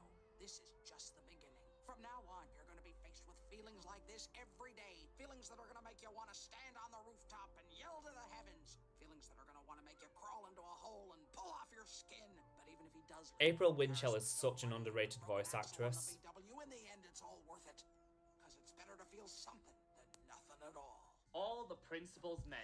Oh, this is the one. What they feel may turn into I want to turn this into a drinking game with my friends because, like, I imagine a lot of them have never heard of Recess before. So one of these days I'm just going to say, hey, let's play a game. And then I'm just going to put on this episode and take a drink every time they say the word balls. Government-wide conspiracy as every ball in the playground is taken away. I love this episode because I am an immature child. Listen up. By order of the Board of Education, effective immediately, all balls at 3rd Street School will be returned to the school district. So drop them if you got them. Why are they taking all our balls? I have no comment on the removal of balls. Playground without balls? But that's crazy! You hear about this kind of thing happening other places, but you never figure it's gonna happen to you. Easy, Louie. Just use your noggin. Seems to me if you ask the right questions, you'll be crawling in balls in no time. How did they get away with this? Taken, and when do we get them back? A new set? Great. Now that's 2 sets of missing balls. Sir, if you did order new balls, I assume you have some proof? Recess quickly became one of the most successful shows Disney had ever produced.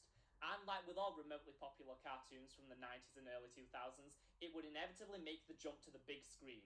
And in 2001, we were given Recess Schools Out, one huge theatrical adventure to end it all. And then it didn't. So where do you go with a movie based on a show about 9-year-old adventures on the playground? Naturally here.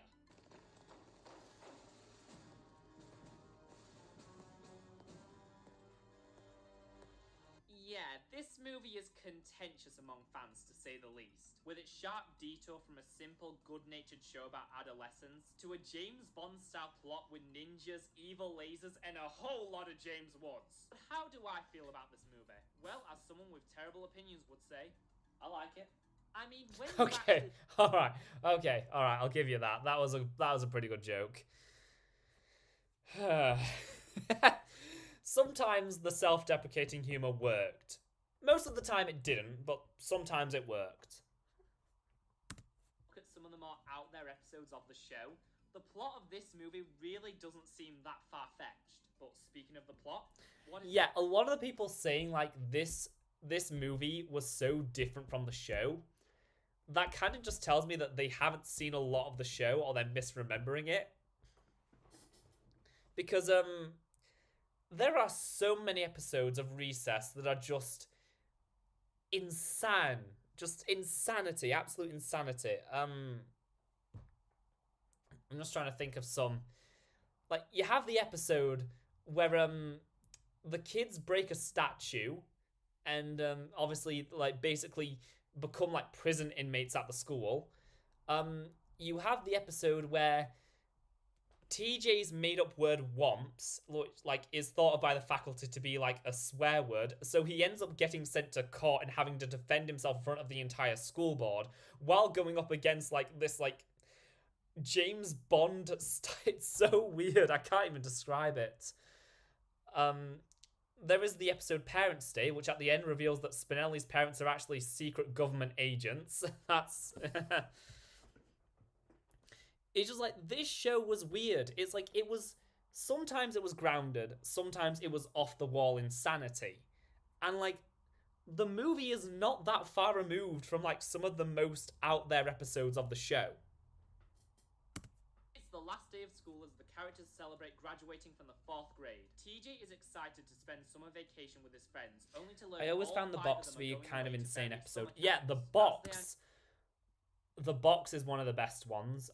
I'm surprised I didn't talk about it in this video, but I guess I only limited myself to like 5 episodes, which... Could you imagine me doing that today? No, if I made this video today, like, it would easily be at least an hour and a half long, and I'd probably talk about, like, what, like 15 individual episodes? Considered pre-young adults and thus feel they have to start thinking about their futures. Leaving TJ all alone as basically every relevant kid character on the show is also going to a camp. Yeah, that's the most far-fetched thing about this movie. The fact that literally every single kid in this town, except for TJ and Randall, like, can apparently afford to go to, like, these huge, like, expensive summer camps for, like, these very specific niche interests.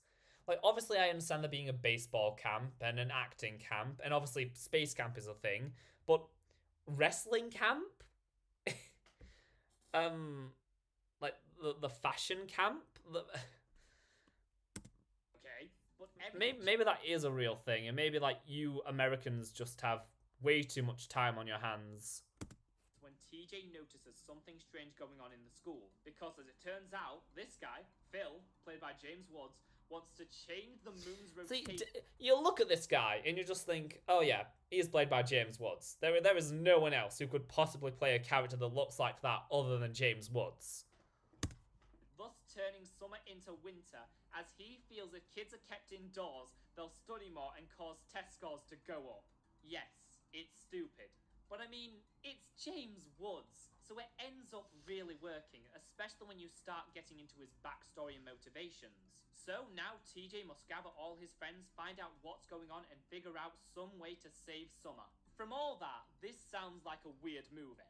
And yeah, it is. But it fully embraces how bizarre it gets. giving it this great energy which really helps the movie feel like so much more than just an extended episode of the series. However, all that stuff that made Recess special is still here. You still have all these a lot of people I know don't like the slice of life cartoons as they watch cartoons to get away from school. But I like slice of life stories. I mean, it depends, like, how you do them. Like, Ed and Eddie, Craig of the Creek, like, those are really good slice of life cartoons.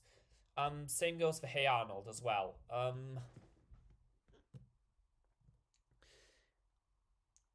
They're just different styles of storytelling, really. It's like they both have positives and negatives, and they don't really warrant comparing. So I mean, obviously I like big emotional epic like drama fantasy type cartoons, but at the same time there's nothing wrong just watching cartoons about kids being kids. Because, like, as long as it's funny, as long as it has well-written characters, it's like, what's the issue? Characters with very distinct personalities, and the movie carries on all the themes from the show. In fact, I'd say they are more prevalent in this movie than they are in any episodes of the series. There is this absolutely beautiful scene in the middle of the movie, right before all the action goes down, where the gang are all sitting in TJ's treehouse and reflecting on their previous summers together, all while realizing their childhoods are almost over, before they all start singing together in this wonderful display of their friendship. While it's a little more out there and at times does feel rather generic, Schools Out still very much has the same heart that made the series so special. Then it also perfectly closes out so many of the long-running arcs on the show. TJ and Principal Prickly find some common ground and really grow to understand each other as TJ gets to see his principal as a person who was just like him once. And likewise, Prickly is able to reconnect with his past. When I make retrospectives, I'll remember to watch these types of live streams to learn the do's and don'ts. Thanks. I mean, like, you don't have to, like, follow what I'm saying at all. It's like, you know, most YouTubers, like, the whole thing is, like, they figure it out as they go. It's like, you don't have to look at, like, a do and don't list to make videos. Just make videos. It's like, the only way you ever improve doing this is by trial and error. You try out new things. Sometimes they don't work, but then that just helps you get closer to the things that do work. It's like, as much as I'm cringing at, like, making these videos, like, if I hadn't, I wouldn't be where I am today. Anyway, let's continue. Has what it takes to be a leader, and basically every character you want to see gets a moment or two to shine. Then who could forget the scene where the teachers show up to help the kids, creating this common ground between two groups that were always at odds with each other on the show. Sure, the visuals didn't receive that much of an upgrade, but it almost doesn't matter because the writing of this movie is so strong. And while it has some rocky patches here and there, Recess Schools Out overall manages to be a very enjoyable film, with a lot of fan service that manages to tie in most of the themes of the show. And an artist is always his own worst critic. I mean, I would not describe myself as an artist by any means, but it should have been. I agree with the sentiment. Recess Schools Out did beyond anyone's expectations, and against a $23 million budget made back $44.5 million, which, to put that in perspective, is almost $10 million more than a Goofy movie made. Of course, Disney couldn't just let something like that go, so they did the rational thing and ordered another season, before immediately changing their minds and making 3 direct-to-DVD movies instead. Okay. There is no animation in my body whatsoever. I'm literally just sitting there and just talking without moving anything. And, like, this just looks so boring. It just... What even is this? Oh, look at that. I swear to God I'm not sponsored. Okay, first on the chopping block, we have Recess Christmas Miracle on 3rd Street, released in November 2001. It takes place shortly after the Christmas special of the series, Yes Mikey, Santa Does Shave, as Miss Grotke, Principal Prickly, and Miss Finster all get trapped in a car together by a snowbank, which the latter two immediately blame TJ and his friends for, only for Miss Grotke to try and convince the two that they aren't bad kids by reminding them of all the times they've gotten along in the past. Yep, this is a package film, as it includes the episodes Principal for a Day, The Great Can Drive, Weekend at Muriel's, and Yes Mikey, Santa Does Shave. Now, normally I would rip a movie like this to shreds, but I mean, it has 4 of the show's best episodes, and what little new content there is actually pretty good. It's nice we get an entire movie that heavily features Miss Groke, as she barely shows up in the last 2 direct-to-DVD movies. Honestly, I'm kind of okay just grouping this in with Recess's Golden Age, as I feel it does have some of that same spark, even if it is overall forgettable. All Growed Down is the worst Recess movie. Oh, here it comes. Here comes like the most like heated I've probably ever, like, I probably got more heated during the end of this Recess video than I did during the Disney Remix video.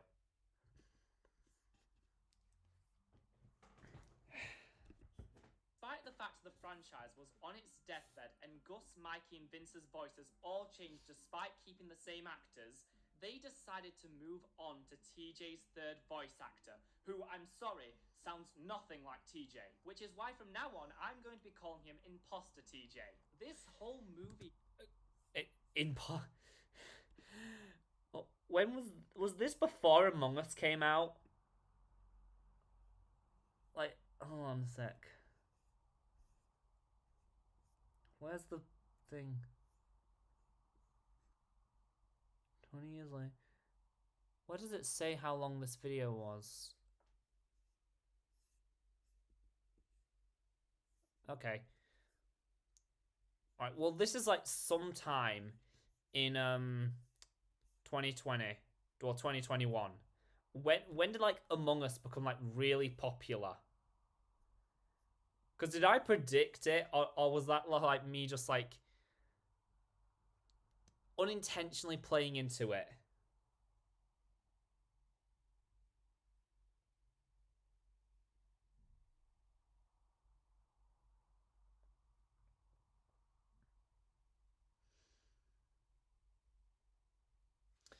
I'm pausing this until like I get an answer here, because I am actually really curious to hear. Yeah, Among Us came out in 2020. Is that like when it came like really popular? Because I would never intentionally make a joke. Yeah. I would never intentionally make an Among Us joke in a video, because I'm not that desperate.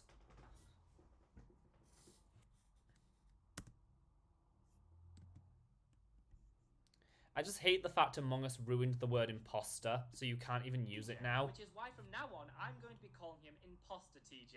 This whole movie just feels so off. And outside of the fact... Yeah, that shot is probably like one of the worst animated things in all of Recess. It's like Mikey looks so off model. Spinelli just has this blank, dead-eyed stare. It just... And everyone looks like chibi versions. It's so weird. It just feels so off. And outside of the fact it's another package film and features some great episodes of the show, this doesn't feel like... Also, can I just say, they definitely slimmed down TJ over time as the show went on. It's another package... Which, you know, how refreshing is it to see, like, a central protagonist of a cartoon back then, like, that looks like TJ? Film and features some great episodes of the show. This doesn't feel like Recess. This feels like a cheap-ass webtoon version of Recess that in its entire runtime made me laugh exactly once. Hello there, small people. Anyway, what's the story? While trying to play a game of croquet, Imposter TJ, Spinelli, Vince, Gretchen, and Mikey get captured by the kindergartners. We learn the kindergartner crown has been usurped by this charming young man who believes the big kids are bad and should be punished. So Imposter TJ and the gang have to convince him they are friends to the kindergartners by telling them stories. Those stories being The Legend of Big Kid, Wild Child, and Kindergarten Derby. But is there anything good in this movie? Well, I'm not sure I'd go that far, but the closest it gets to being enjoyable is in the final act. When Gus shows up and gets tied up with everyone, only to tell them a story of when he was in kindergarten, when he moved to 3rd Street for a day before moving away again the next one. I love it when shows try to desperately cling to their continuity while simultaneously destroying it. It's fun. This technically counts as a new episode, and as far as Recess episodes go, It's okay. The animation is much closer to the quality of the show. It has a little of that classic Recess charm, especially when we get to the breakout. And I'll admit there's some novelty in seeing all the characters when they were much younger. Plus, this is the only part of the movie to heavily feature Miss Finster. However, this movie is still the most forgettable and cheap thing to ever come out of this franchise. I have never seen a direct-to-DVD Disney movie have animation that is this bad. The only times it felt like Recess is when it's just showing. Yeah, no, I stand by that. This is like the worst animation of any Disney movie I've ever seen. That is this bad. The only times it felt like Recess is when it's just showing old episodes. There's nothing horrible in it, but it is exceptionally mediocre compared to the standard of quality this franchise had become known for. And the final direct-to-DVD movie was entitled Taking the 5th Grade. Remember earlier when I said how after School's Out that originally Disney had ordered another season before quickly changing their minds? Well, they took the 3 episodes they had already completed and mashed it all together to create a series finale of sorts. Yeah, we have a Cinderella to Atlantis 2 situation of cobbling together completed episodes. Is that... I've just realised this is like the first video where I actually like tried to put some effort into the editing by having like the images slide on screen rather than just randomly show up. Yeah, we have a Cinderella to Atlantis 2 situation of cobbling together completed episodes of a cancelled TV series and trying to pass it off as a movie. However, considering that these were all meant to be new episodes in a new season of Recess, it is remarkably better than All Grow Down, even if it is still overall a lackluster finale, but we'll get to that. The first act of the movie is called No More School. Summer has ended as imposter TJ and his friends have now entered the 5th grade and are excited to reap all the benefits that come with that. Only to find out Miss Finster is their teacher, the cafeteria menu has changed, and just when things can't get any worse, the entire playground gets taken away and paved over. So imposter TJ decides he's going to lock himself in his room to protest these new changes. From there, there's a lot of chaos and continuity as Principal Prickly and TJ are trying to see the situation from each other's perspective. This is the best part of the movie because it's the only part that is a genuine follow-up to School's Out. Building on the understanding TJ and Prickly found as Prickly has to decide if he'll stand up for the kids and risk losing his job. We also get, as I said, some really nice callbacks to the series with the return of Mr. White. The second story is the 5th and 6th graders. I should have probably explained who Mr. White was, because I never actually mentioned the episode The Story of the Womps in my actual series analysis. Weakest part of the movie. Following on from the events of No More School, imposter TJ and his friends are invited into the 5th and 6th graders club. It is kind of like, could you imagine if season 6 of Recess had been fully formed like it was supposed to? Would it have been like this? Where it was there would have been a much stronger sense of continuity and almost this sort of ongoing story where the episodes are kind of linked together. Because a Disney show in the early 2000s, that would have been very interesting to see. Club which is exclusive to guess who. In the club, rivalries don't exist as all the kids are suddenly able to get along with their enemies. However, Mikey and Gus get a little carried away, developing an addiction to the club as they start treating the younger kids as lower class citizens, forcing the rest of the gang to try and snap them out of it. This whole part is just okay. The only notable thing is the end of this episode features the return of King Bob, whom imposter TJ calls to help them. And the final part of the movie is titled A Recess Halloween. Spinelli starts to believe she's too old for Halloween and decides to stay home, only for her spirit to be revived thanks to trick-or-treaters. So she decides to join her friends, who have also started to suspect the magic of Halloween is gone for them too. So Spinelli decides to take them to a supposedly haunted house. Now, as a Recess episode on its own, it's pretty good, but as a series finale, wow, is this underwhelming. It does kind of fit since it does focus on the theme of growing up and gives us a nice payoff to Spinelli and Miss Finster's relationship, but it really has nothing else going for it outside of that. When looking at the movie in full, if you squint really hard, you might be able to see how this could be a decent finale. No More School acting as a send-off to the teachers and Principal Prickly, the 5th and 6th grader club acting as a send-off for the kids at the playground, and a Recess Halloween kind of acting as a send-off for the main characters. The only issue is, School's Out not only did those things far better, but was a much more coherent and satisfying movie. Yeah, it was. Everything the show was building up to. But Disney just dragged it out for 2 more years until there was very little of what made the show so special left. And with I still agree with that. The Recess franchise basically went out on a whimper. Even though the direct-to-DVD movies were unnecessary. I should have just cut there. Why did I like have that awkward like breath in between the lines? I should have just cut to a new clip. And with the release of Taking the Fifth Grade, the Recess franchise basically went out on a whimper. Even though the direct-to-DVD movies were unnecessary, they didn't really do much in the long term to damage the show's legacy, so Disney didn't completely run this franchise into the ground. Right? Then 3 years later they made a crossover special with Lilo and Stitch. Here it is. This moment. This is like the most angriest I ever got in a video. It's like this right here is why I only make videos about things I like.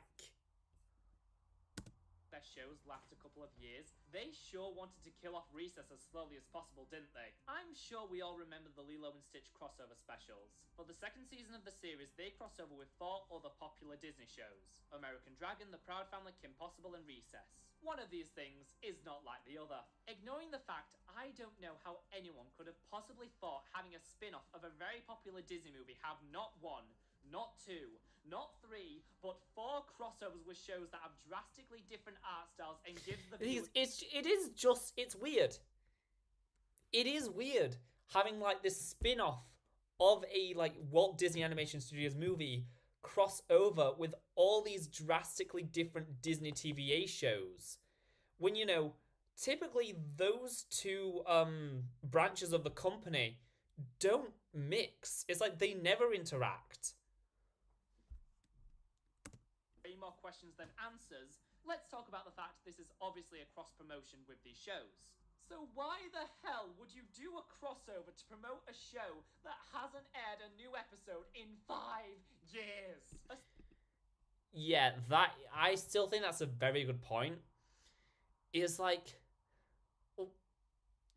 American Dragon and like Kim Possible and The Proud Family were still running. Recess basically ended in 2003.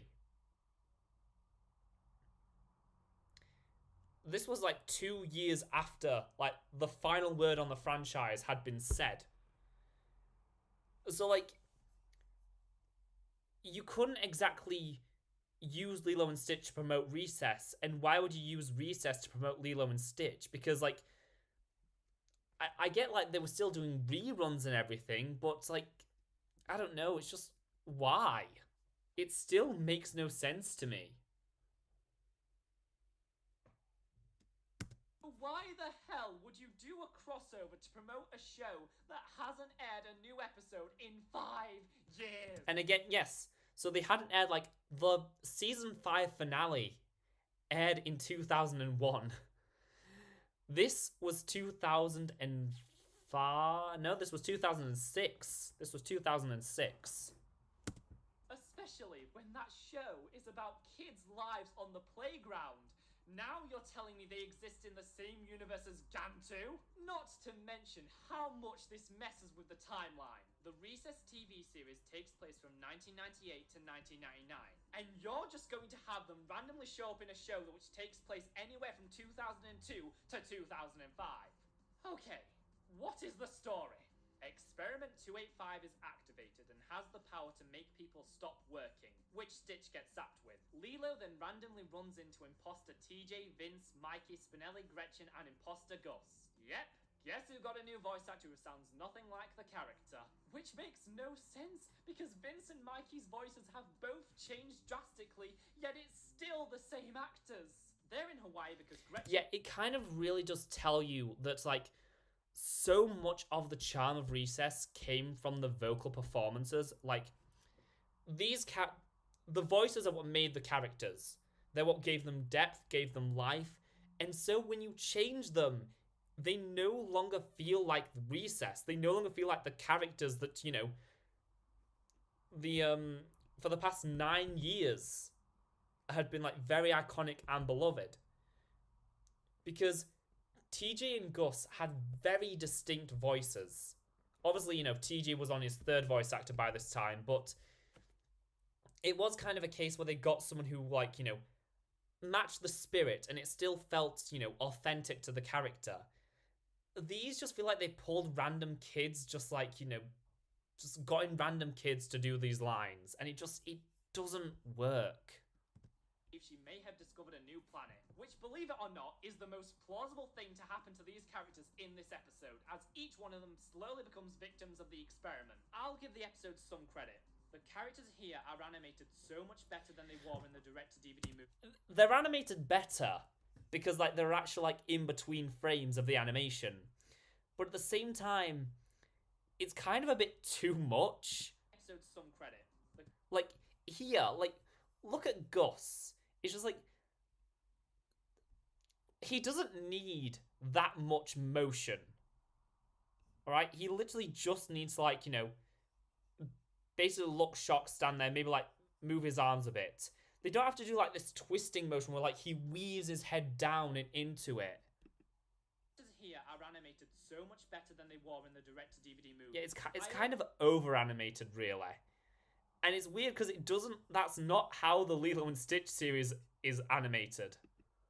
Do you like the fact it focuses mostly on my favourite character, Gretchen? We even get to see Galileo again, which is Gretchen's pocket supercomputer that can answer any question and search the internet. Basically, Recess predicted smartphones. Yeah, they did. They absolutely did. Even though it doesn't make any sense by any means and causes a lot of problems, the episode is still far more enjoyable than any of the direct-to-DVD movies. And as of right now, that's the end of Recess.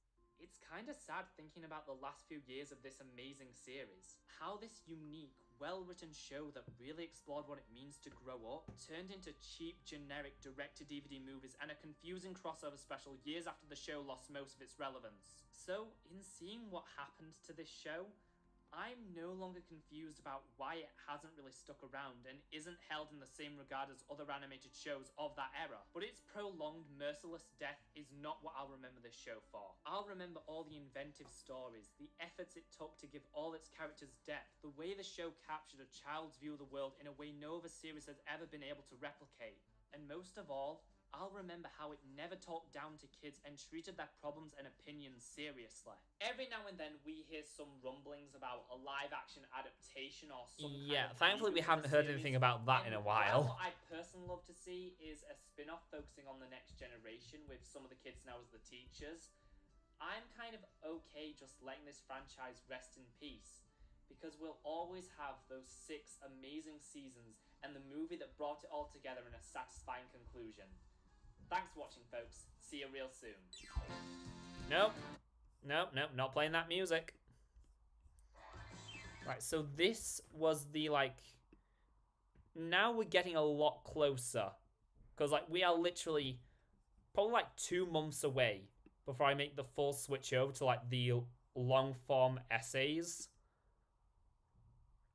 It's like the Star Versus video was kind of like the start of that, even though it was still had a lot of those, like, really forced jokes in there. I honestly don't remember what this... I remember, like, little bits and pieces that I did for this video, but I don't remember it overall. I bet anything in 5 years, 10 years, 15 years from now, we'll be super happy to have new Owl House content.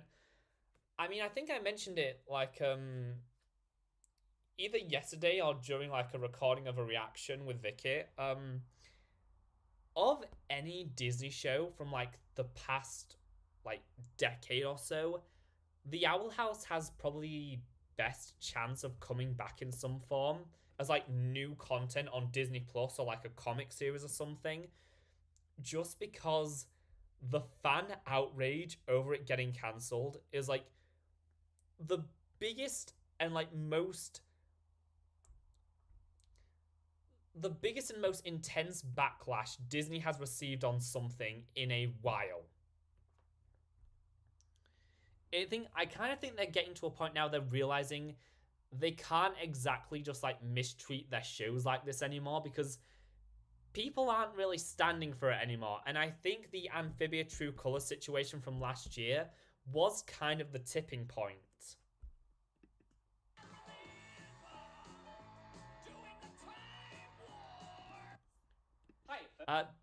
Does Disney Plus UK have any Muppets content? Yeah, we pretty much have all of it except for Muppets Take Manhattan. I'm fairly sure. Yeah, no, that's I'm fairly sure that's all we're missing. Well, obviously we don't have Muppets Tonight. That's the other one.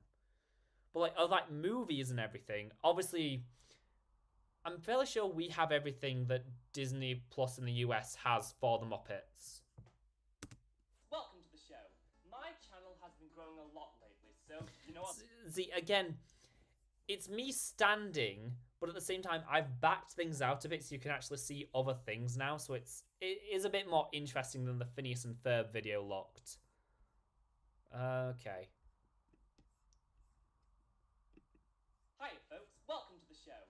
My channel has been growing a lot lately, so you know what that means? It's time to sell out. Maybe I could get Disney to buy me. I mean, after all, I've already sold my soul to them. What's the rest? Yeah, this was like the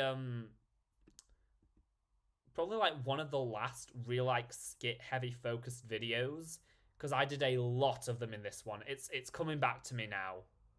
Like, this opening was nothing but a skit. Besides, they always treat their acquired properties with the utmost care and respect. Unless you're a banjo-playing frog. In that case... Does your Disney Plus have the full 80s Muppet Babies and the Jim Henson Hour? We do not. Okay, so if they have that in the US, then I guess we don't have everything. But I'm fairly sure we have all, like, the main Muppet content. We have the Muppet Show, we have pretty much most of the movies, and, like, some of the spin-offs. Oh yeah, guess who just got a hold of some of Disney's premium trash? Like, we need, like, some, like, the classic Muppet specials, but I'm fairly sure you guys in America need those as well. Wait to see what's inside. Okay, I remember this being a lot funnier than, well, I mean, I remember thinking at the time this was really funny. Unless you're a banjo-playing frog. In that case, run. Oh yeah, guess who just got a hold of some of Disney's premium trash? I can't wait to see what's inside. Huh. If you're a person that exists, there's a good... Yeah, this is when, like, I'm kind of starting to figure out how to properly balance and edit my audio. Because, like, this sounds a lot better. I'm not peaking anymore. You've heard of the Muppets. Created by Jim Henson in 1955, the Muppets are a puppet ensemble of various animals, people, and whatevers. Following the inception on a short-form series called Sam and Friends, over the next 2 decades, the Muppets quickly grew in popularity, reaching its peak when, after many tribulations, they were given their own primetime series ingeniously titled The Muppet Show, which ran for 5 seasons from 1976 to 1981, where Henson, despite having the most popular TV show in the world, decided to end production out of fear that the show would start to become repetitive, because Jim Henson had the most creative integrity of any performer who has ever lived.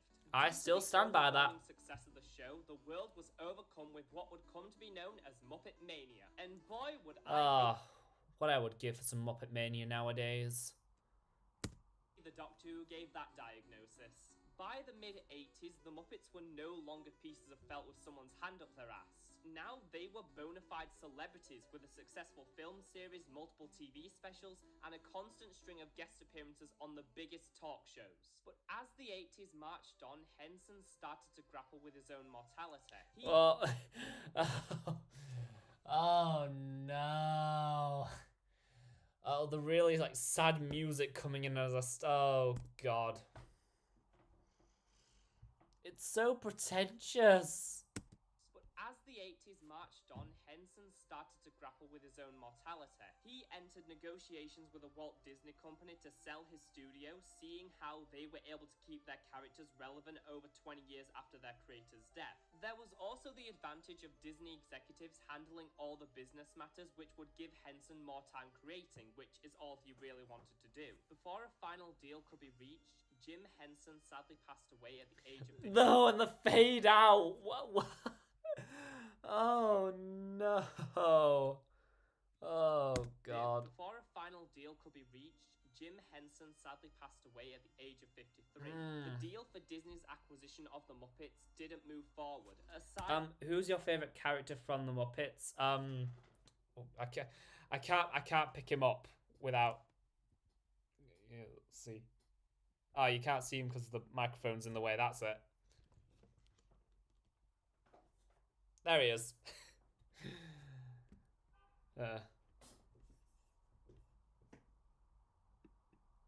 TV special entitled The Muppets at Walt Disney World, and the ride Jim had developed for the park, which was called Muppet Vision 3D. Oh, the Muppets Disney special. Have not seen that in a long time. Oh, the what ifs of what Disney and the Muppets could have done. Yeah, I mean, I still think it's a really good special. I mean, I love the ending of just Miss Piggy stuck in the cement. I still think that's really funny. Was the only remnant of a Muppet-themed land that the Imagineers had planned. The Jim Henson Company continued with a few Muppet movies in the 90s, which, while they are beloved classics now, weren't as successful as the previous installments, with Treasure Island and Muppets from Space failing to make a significant amount at the box office. And from there, the Muppets kind of faded into obscurity. These characters who just over a decade ago were a worldwide sensation was suddenly being used to advertise MasterCard and Pizza Hut with no... I mean, the Muppets were always used for advertising. I think the point I was getting at was that that was pretty much all they were doing in the early 2000s. Was suddenly being used to advertise Pizza Hut with no new major projects in the works. In 2004, the Disney company finally reached an agreement with Jim Henson's children to purchase both the Muppets and the TV series Bear in the Big Blue House for $75 million. Lisa Henson stated at the time, "We feel if..." Oh no, this is what... Oh no, I made a spelling error. I remember now. I made a spelling error here. Oh no. I didn't need to put up the text. I could have just had the image and just read the quote. What is the worst Muppet / content episode you watched? I don't know. Worst Muppet content I've watched.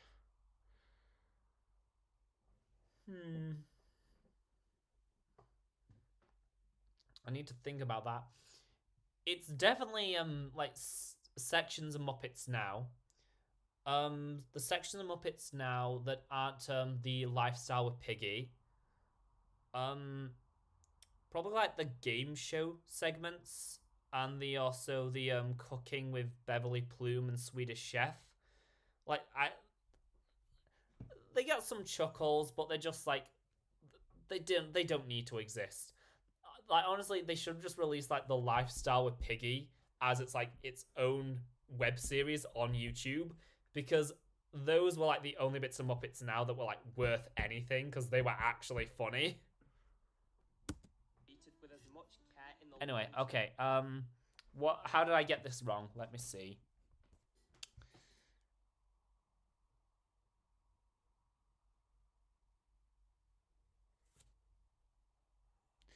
Here we are. We will have properly serves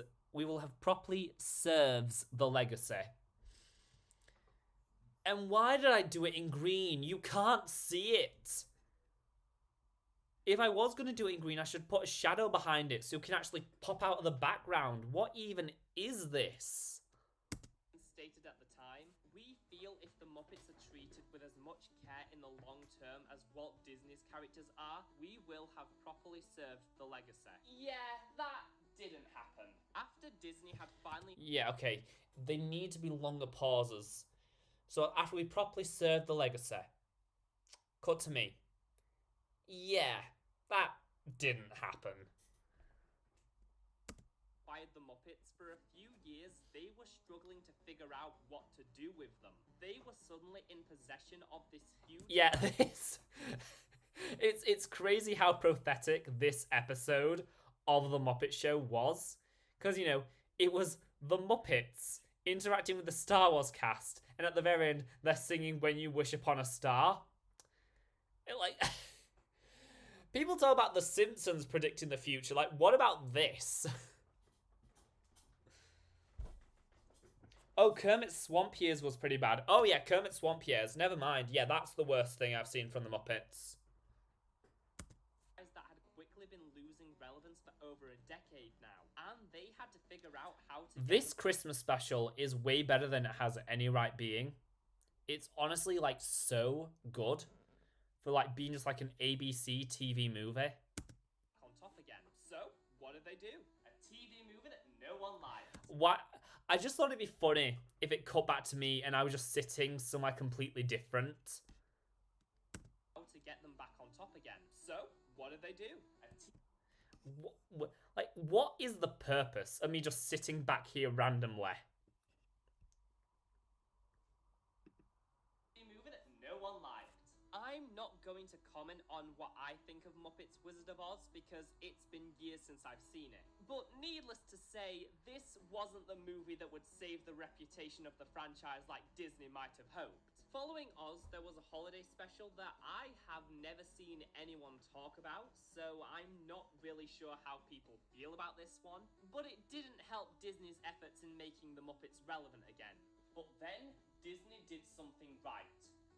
I know, I couldn't believe it either. In 2009... Okay, alright, the delivery of that was decent. But then Disney did something right. I know, I couldn't believe it either. I would probably like pretty much do that line the exact same way again today. Back when I was making AMVs, I had a copy of a song from Star Wars Holiday Special and not footage from the special, so I edited that in. I edited it in that Muppet Show clip. Oh, I love that. Do you still have that? I'd love to see it. They started a Muppet YouTube channel in an attempt to help... See, it's crazy to say, but starting the Muppet YouTube channel was probably the smartest thing that anyone had done with the Muppets since Disney bought them. Because it launched the Muppets back into the public eye in such a huge way. And if they tried that again, if they tried uploading, like, you know, regular skits to YouTube and music videos again, rather than just, like, one every few months, like, if they did, like, a new one every week, we could get the Muppets relevant again in no time at all. ...reach a wider audience again, which was actually incredibly successful, with the most popular video being the Muppets covering the song Bohemian Rhapsody, which to this day has 107 million views. So now that the Muppets had been the most culturally relevant they had been since before Henson's death, it was time to move forward with a brand new movie simply titled The Muppets. Marketing really worked overtime on that one. This movie was everything fans of these characters wanted and was a huge success, grossing $165.2 million, thus making it the most profitable Muppet movie to date, which was thanks to a huge marketing campaign by Disney, including a bunch of guest appearances on popular TV shows. It's almost like if you market your properties, people know about them and know what to see. Old fans as well as winning over just as many new ones. The film received a ton of award nominations, winning 5 of them, including an Oscar for Best Original Song. Just a few months after the film's release, the Muppets were given their own collective star on the Hollywood Walk of Fame. I like Man-O Muppets, but Pictures in My Head is the best song from Muppets 2011. Respectively, but this was specifically for their work in feature films. There was a huge ceremony which cemented one thing. Disney had done its job and the Muppets were once more one of the biggest names in entertainment. So, how did they screw it up? Naturally, the logical next step would be a follow-up to the recent movie, which they began working on in early 2012 for release in 2014 under the title The Muppets. Again. Unfortunately, they decided instead of using that title, which is the peak of creativity and imagination, they call it Muppets Most Wanted. Inspired heavily... So, I'm a beachside hotel. No one cares. Pretty relaxed. Heavily by the great Muppet Caper and older crime movies of the 60s, Muppets Most Wanted was a true return to form for the franchise. After the previous movie was all about reintroducing the characters and getting the world to fall in love with them again, the sequel was all about just classic Muppet mayhem, with an insane story that doesn't take itself too seriously and a non-stop barrage of slapstick and catchy musical numbers. Now, this movie has been rather divisive among fans of the Muppets. But this is my video, so my opinion automatically has more value than theirs. Yeah, here we go again. My favourite Muppet movie. I think it has the best songs, the best emotional arc for the characters, and I mean, Tina Fey. There was no Agreed, question Tina she's Fey. going to be the best. But how good a movie actually is matters very little in terms of how much money it makes. So, how much money did it make? Could have been better. So what happened? Why wasn't this movie a huge success? And how did it make less than half what the previous movie did? Well, the advertising campaign for this film was much smaller and less aggressive than last time. For starters, the teaser trailer was first shown with the theatrical release of Planes. Not a great sign. There was almost no build-up to this movie's release. They did a partnership with Toyota for a Super Bowl ad and a partnership with Subway, and that was it. No major TV yeah, the famous Lipton's tea, like, this famous meme, it was created to advertise Muppets Most Wanted. So, like, even people that don't like the movie should, like, you know, thank the Lord for its existence. Well, appearances are showing up at red carpet premieres of other movies. Just a restaurant tie-in and some costumes in Club Penguin. That is pathetic. Now, if you'll all allow me to just put on my tinfoil hat for a second, I think I have a theory on what happened with Muppets Most Wanted. The movie premiered in March of 2014, just 5 months after Frozen was released, and by this time had just passed the $1 billion milestone, rapidly becoming Disney's most marketable franchise. So, were they too busy slapping Elsa's face on anything and everything to pay attention to the new Muppet movie? I don't know. And that was the end of the Muppets Renaissance, lasting a staggering 2 years and 4 months. Unfortunately, it's all downhill from here, as now that their feature film franchise had gone bust, no one at Disney knew what to do with the Muppets. Like they ever knew what to do with the Muppets. Property to just let sit there. There's gotta be something new they can try. And that's when they made their biggest mistake yet. An idea so misguided that we are still... Yeah, I'm so playing a character. I just talk to the camera like a normal person. It's not that hard. The Disney Junior short form series that single-handedly killed the Muppets. Oh, and the ABC sitcom too, I guess. Premiering in 2015, The Muppets was a mockumentary-style sitcom that everyone hated except me. Don't forget to leave your essays on why I'm wrong in the comment section down below. I'll be sure to read all of them as I'm desperate for any semblance of human interaction. There's my isolation joke. Backlash from fans and critics alike for its overly mean-spirited tone and characterization of the Muppets. I made way too many jokes about lockdown in my early videos. A much more adult audience, with less slapstick and more relationship drama, as the series now focuses on the characters' sex lives. Which, I don't know about you, but I could have personally gone my entire existence without knowing any of that. After the show returned from its winter hiatus, it started to greatly improve, with much more of the standard Muppet antics and the level of heart you'd expect from this franchise. But despite all the positive changes, the damage had already been done, and with each episode, the show's ratings declined more and more, leading to the show getting cancelled after 1 season and ending on a cliffhanger, which we're going to talk about in just a second. But while the ABC show wasn't helping matters, the real problem wasn't the show itself. It was what they sacrificed in the process.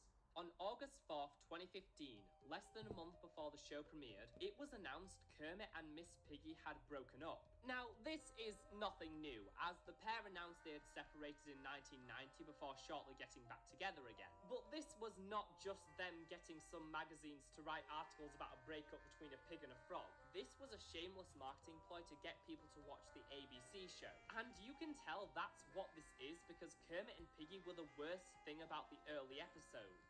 But following a creative overhaul with one of the showrunners getting replaced, which led to the series improving... Yeah, one of the few times in history where a showrunner getting replaced was a good thing.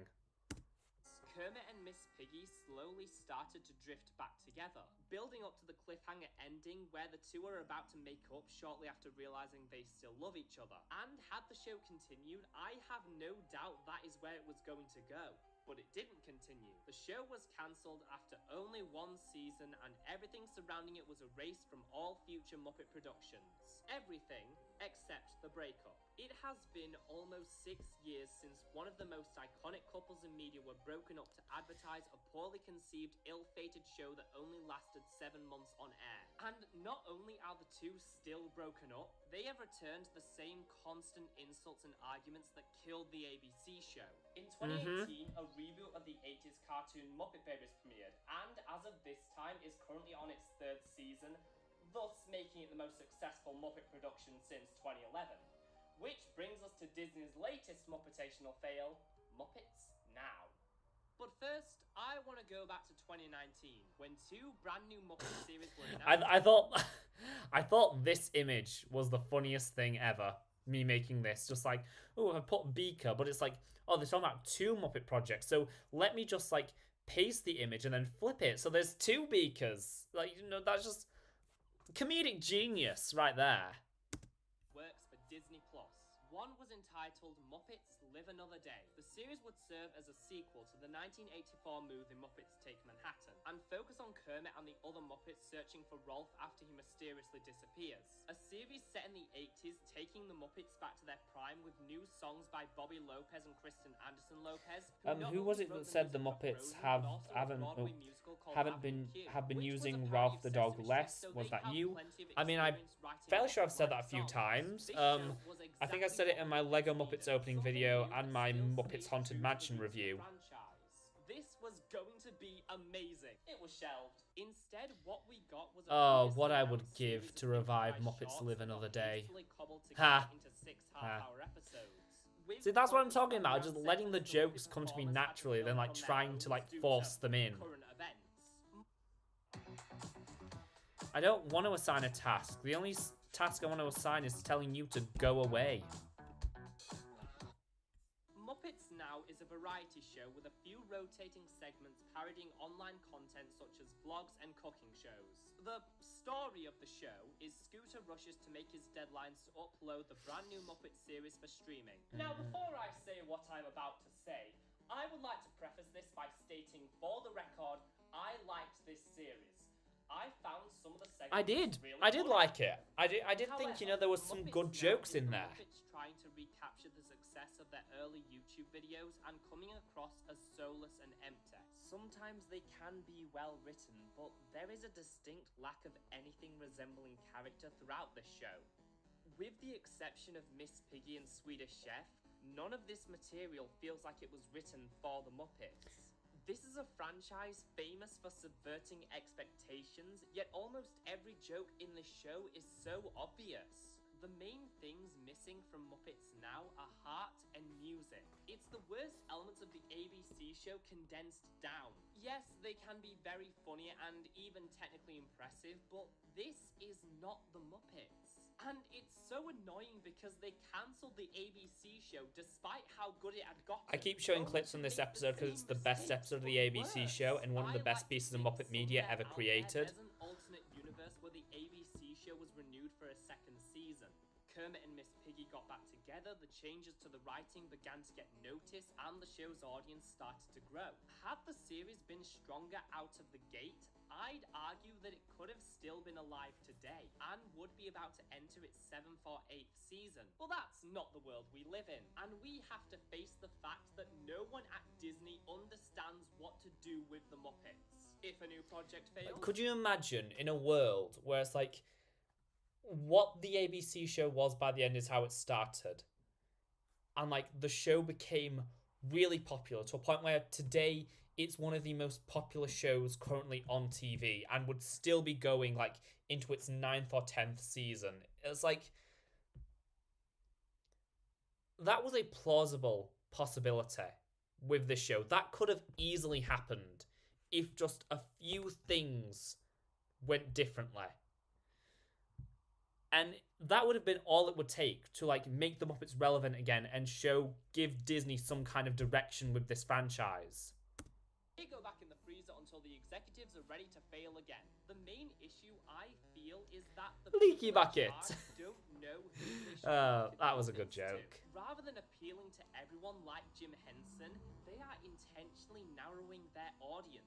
The first thing we saw after Muppets Most Wanted was a series of 1-minute shorts targeted at preschoolers. Nothing wrong with that. Nothing wrong with that, but I'm just saying the fact that all these different Muppet projects have drastically different target audiences proves that the big issue here is Disney is trying to... It doesn't know how to market the Muppets to everyone and keeps narrowing its audience. And that's like the biggest problem with the handling of the franchise. That utterly failed. Followed by a new iteration of Muppet Babies on Disney Junior. Which I do watch now. I'm currently in the second season and it is really good. Knows who it's supposed to appeal to.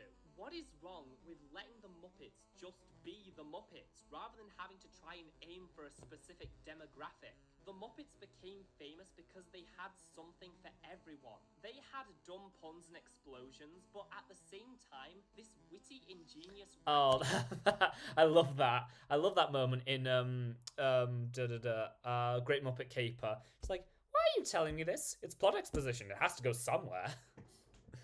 Fully fleshed out characters. It's sad looking at all these failed projects that don't seem to understand why these characters were once the stars of the biggest TV show on Earth. You don't need to update the Muppets. They're timeless. And I know you know this, Disney, because you released not one, but 2 movies that proved just that. So oh yeah, the Disney executives are shaking in their boots right now. 2014 hasn't been ideal, but I think it's important to realize that it is never too late. Sooner or later, maybe intentionally, maybe by accident, a new Muppet project will release to huge success and critical acclaim. Something that tells the people in charge exactly what they've been doing wrong and where the franchise needs to go. And we know it can happen because it already has once. But after Most Wanted, Disney probably doesn't see a future for the Muppets in theatrical releases. If only there was somewhere Disney could put movies they aren't confident enough to release in theaters while still giving it a chance at success. Oh wait! I think Disney Plus original movies would be perfect for the Muppets. So in the near I still future, think that. I still think if they make like a full Muppet movie for Disney Plus, it would be a huge success. I want to see a brand new Muppet movie exclusive. One idea I've had would be like, what if you did like this meta commentary about remakes by having the Muppets remake their first movie? I feel like there'd be some like really interesting things you could do with that, and you could make that really funny.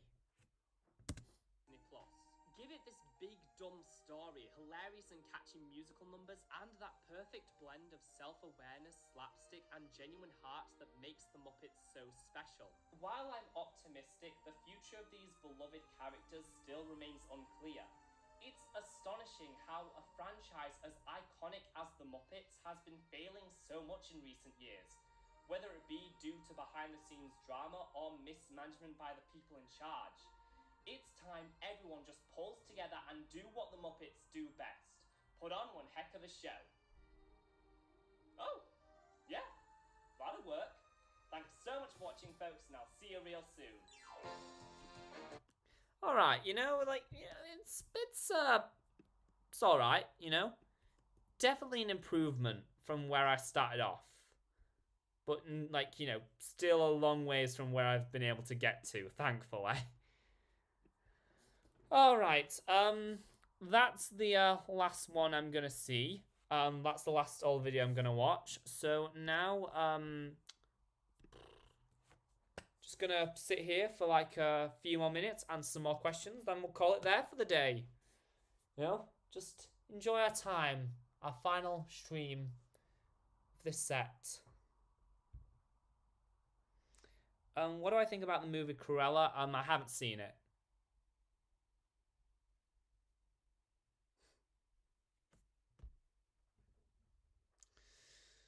I've got to start packing up all my stuff as soon as I'm finished here.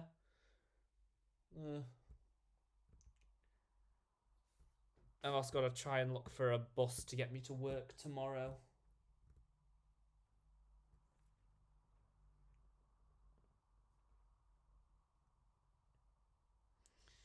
Yeah, I'm gonna be cutting it short soon because like I don't want my laptop's down to 20% and I don't want it to just randomly cut off like it did last night.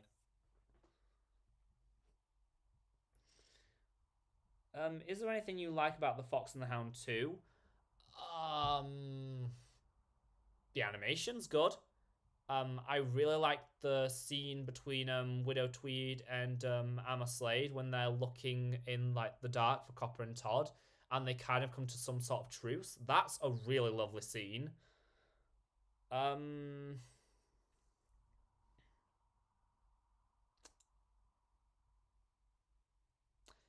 I do like the scenes of Mr. Mayor and the little girl. I think those are actually pretty funny. You know, there are some good things in The Fox and the Hound too. It's just it's outweighed by a lot of other stuff.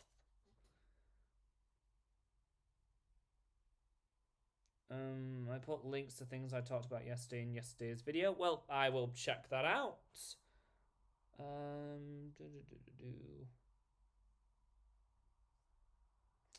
That was amazing. Your commentary on your old videos is really interesting. I'm gonna miss this iconic location.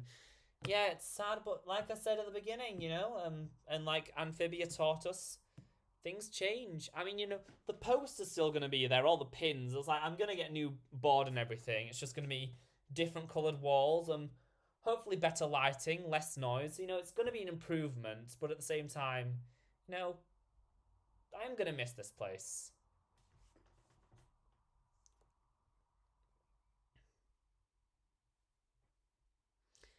But it'll be the last stream here, but there's still going to be quite a few videos I'm going to film before I move out. So, you know, there's probably like another, like, until August, you are probably still going to see a lot of videos filmed here.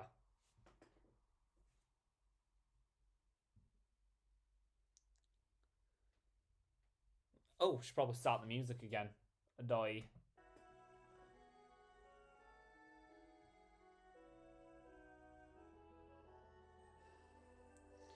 Just wait for some last minute questions. Best movie sequel from the early 2000s, Shrek 2. Hands down, Shrek 2.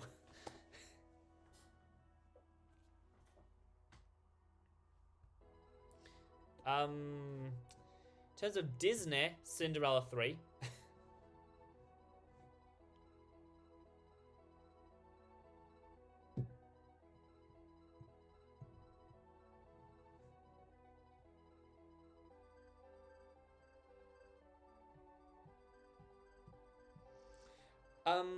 What's the set design plan for the new location? I mean, I don't know yet, because it's kind of just a case of I'll start thinking about it when I actually like move into my new room. The good news is there'll be carpet in the new room, which is going to be a lot easier for me to clean.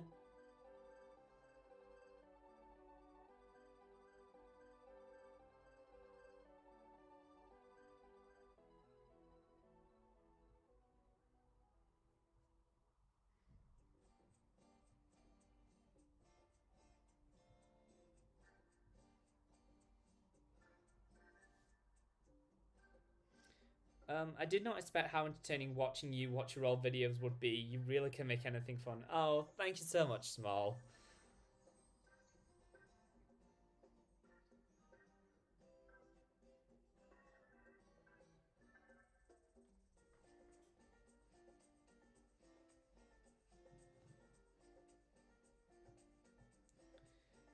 We'll go till 10 past, and then, you know, we'll wrap things up there and leave it for the day. Everyone can resume their lives as normal.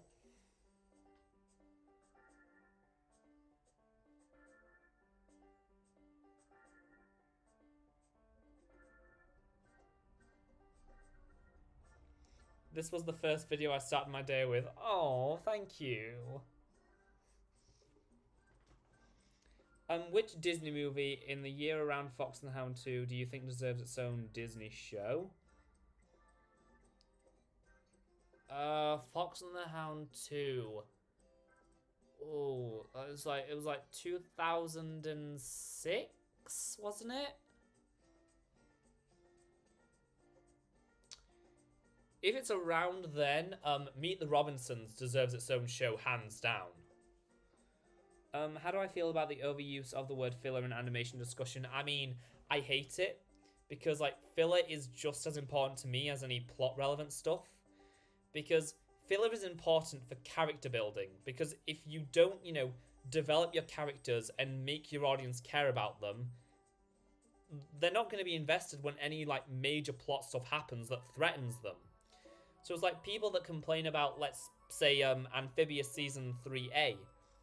That was important. It was important we meet all these new characters on Earth and grow to like them, because otherwise we don't care if the Earth gets put into threat later by Andreas. Because it's like, you know, if the only people who live on Earth we care about are Anne, Sasha, and Marcy, it's like, why should we care about the Earth in, like, if it gets destroyed? Because then those three girls, they can just stay in Amphibia.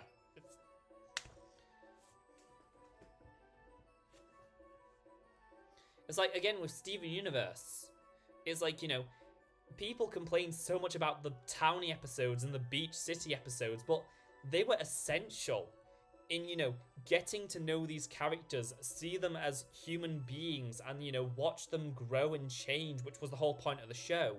So that when the diamonds come to Earth, when the cluster is under the threat of emerging, like, you're not worried. The threat is never the end of the world. The threat is the end of these characters that you like, and you want to see them have a happy ending.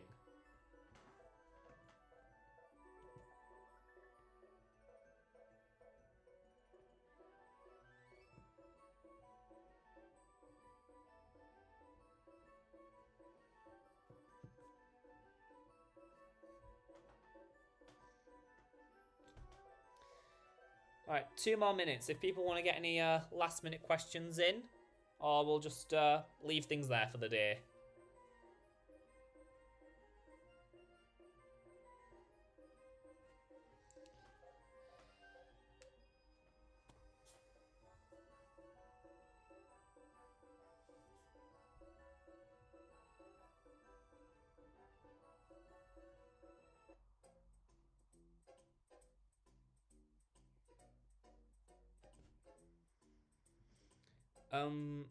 I do have to agree, Amphibia had no filler, but that goes back to what I said other people said about Recess. There is a group out there that wants to stay in the fantasy setting. A lot of people, not me, find it boring. The reason why they have filler is because they are forced by the networks. They prefer to air the episodes out of order, and they don't want kids to get confused if they miss an episode. I mean, most shows these days don't air episodes out of order, so I'm afraid I'd just, like, disagree with that in general. Like, most episodes these days are aired in production order. Or at least the crew gets to determine the order episodes are aired in. You're talking about, like, reruns, which what did used to be, like, a big thing, which is why a lot of, like, overarching story Disney shows would have their first season be mostly standalone stories that could be rerun. But these days, reruns of television shows are kind of a thing of the past. It's like, Disney doesn't really re-air episodes of their shows anymore. Like, Cartoon Network doesn't re-air episodes of, like, story-driven shows, so it's like, what's even the point? I don't think they're network mandates. I think it's just a case of the people making these shows had these ideas for these stories about these human characters and, you know, wanted to tell those stories that they couldn't tell with their main cast. What season of Star vs. was better, the Earth season or the Muni season? I mean, season 3 of Star vs. The Force of Evil is my favorite season. Not just of that show, just one of my favorite runs of television in general. I mean, like, I said it in my video, I just think every single episode builds on top of each other perfectly. I love how much more dramatic and mature the storytelling got and how it took a lot more risks. And, you know, how it really, like, fast-tracked Star's character development, becoming a lot more responsible and turning into kind of, you know, this very balanced and, like, level-headed ruler.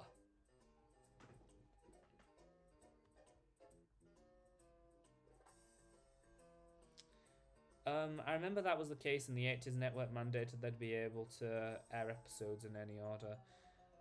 I mean, well, that was back then. Now things have changed a lot. But yeah, that's where we're gonna leave things for the day. Let me just get our classic music on.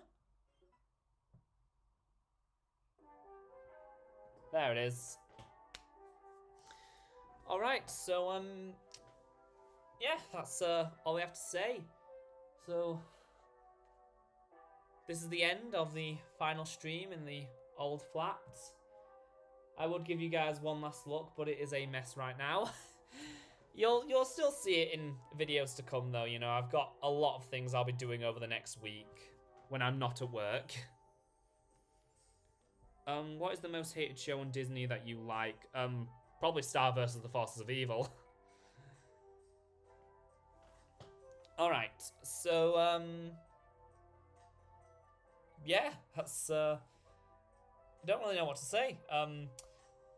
If any of you happen to be new around here, you know, feel free to subscribe and comment down below. It helps me out a whole lot, so that good stuff. Thanks so much for watching, folks. Thank you so much for all the support that you've shown me and this channel over these first 2 years of existence. You know, it's kind of been overwhelming, just like how big this has gotten in such a short amount of time. And, you know, I'm just so humbled and grateful for everything. And, you know, hopefully it's only up from here. So, you know, who knows? Next year's celebration is going to be even bigger. But, yeah, that's all I have to say. So, thanks so much for watching, folks, and I'll see ya real soon.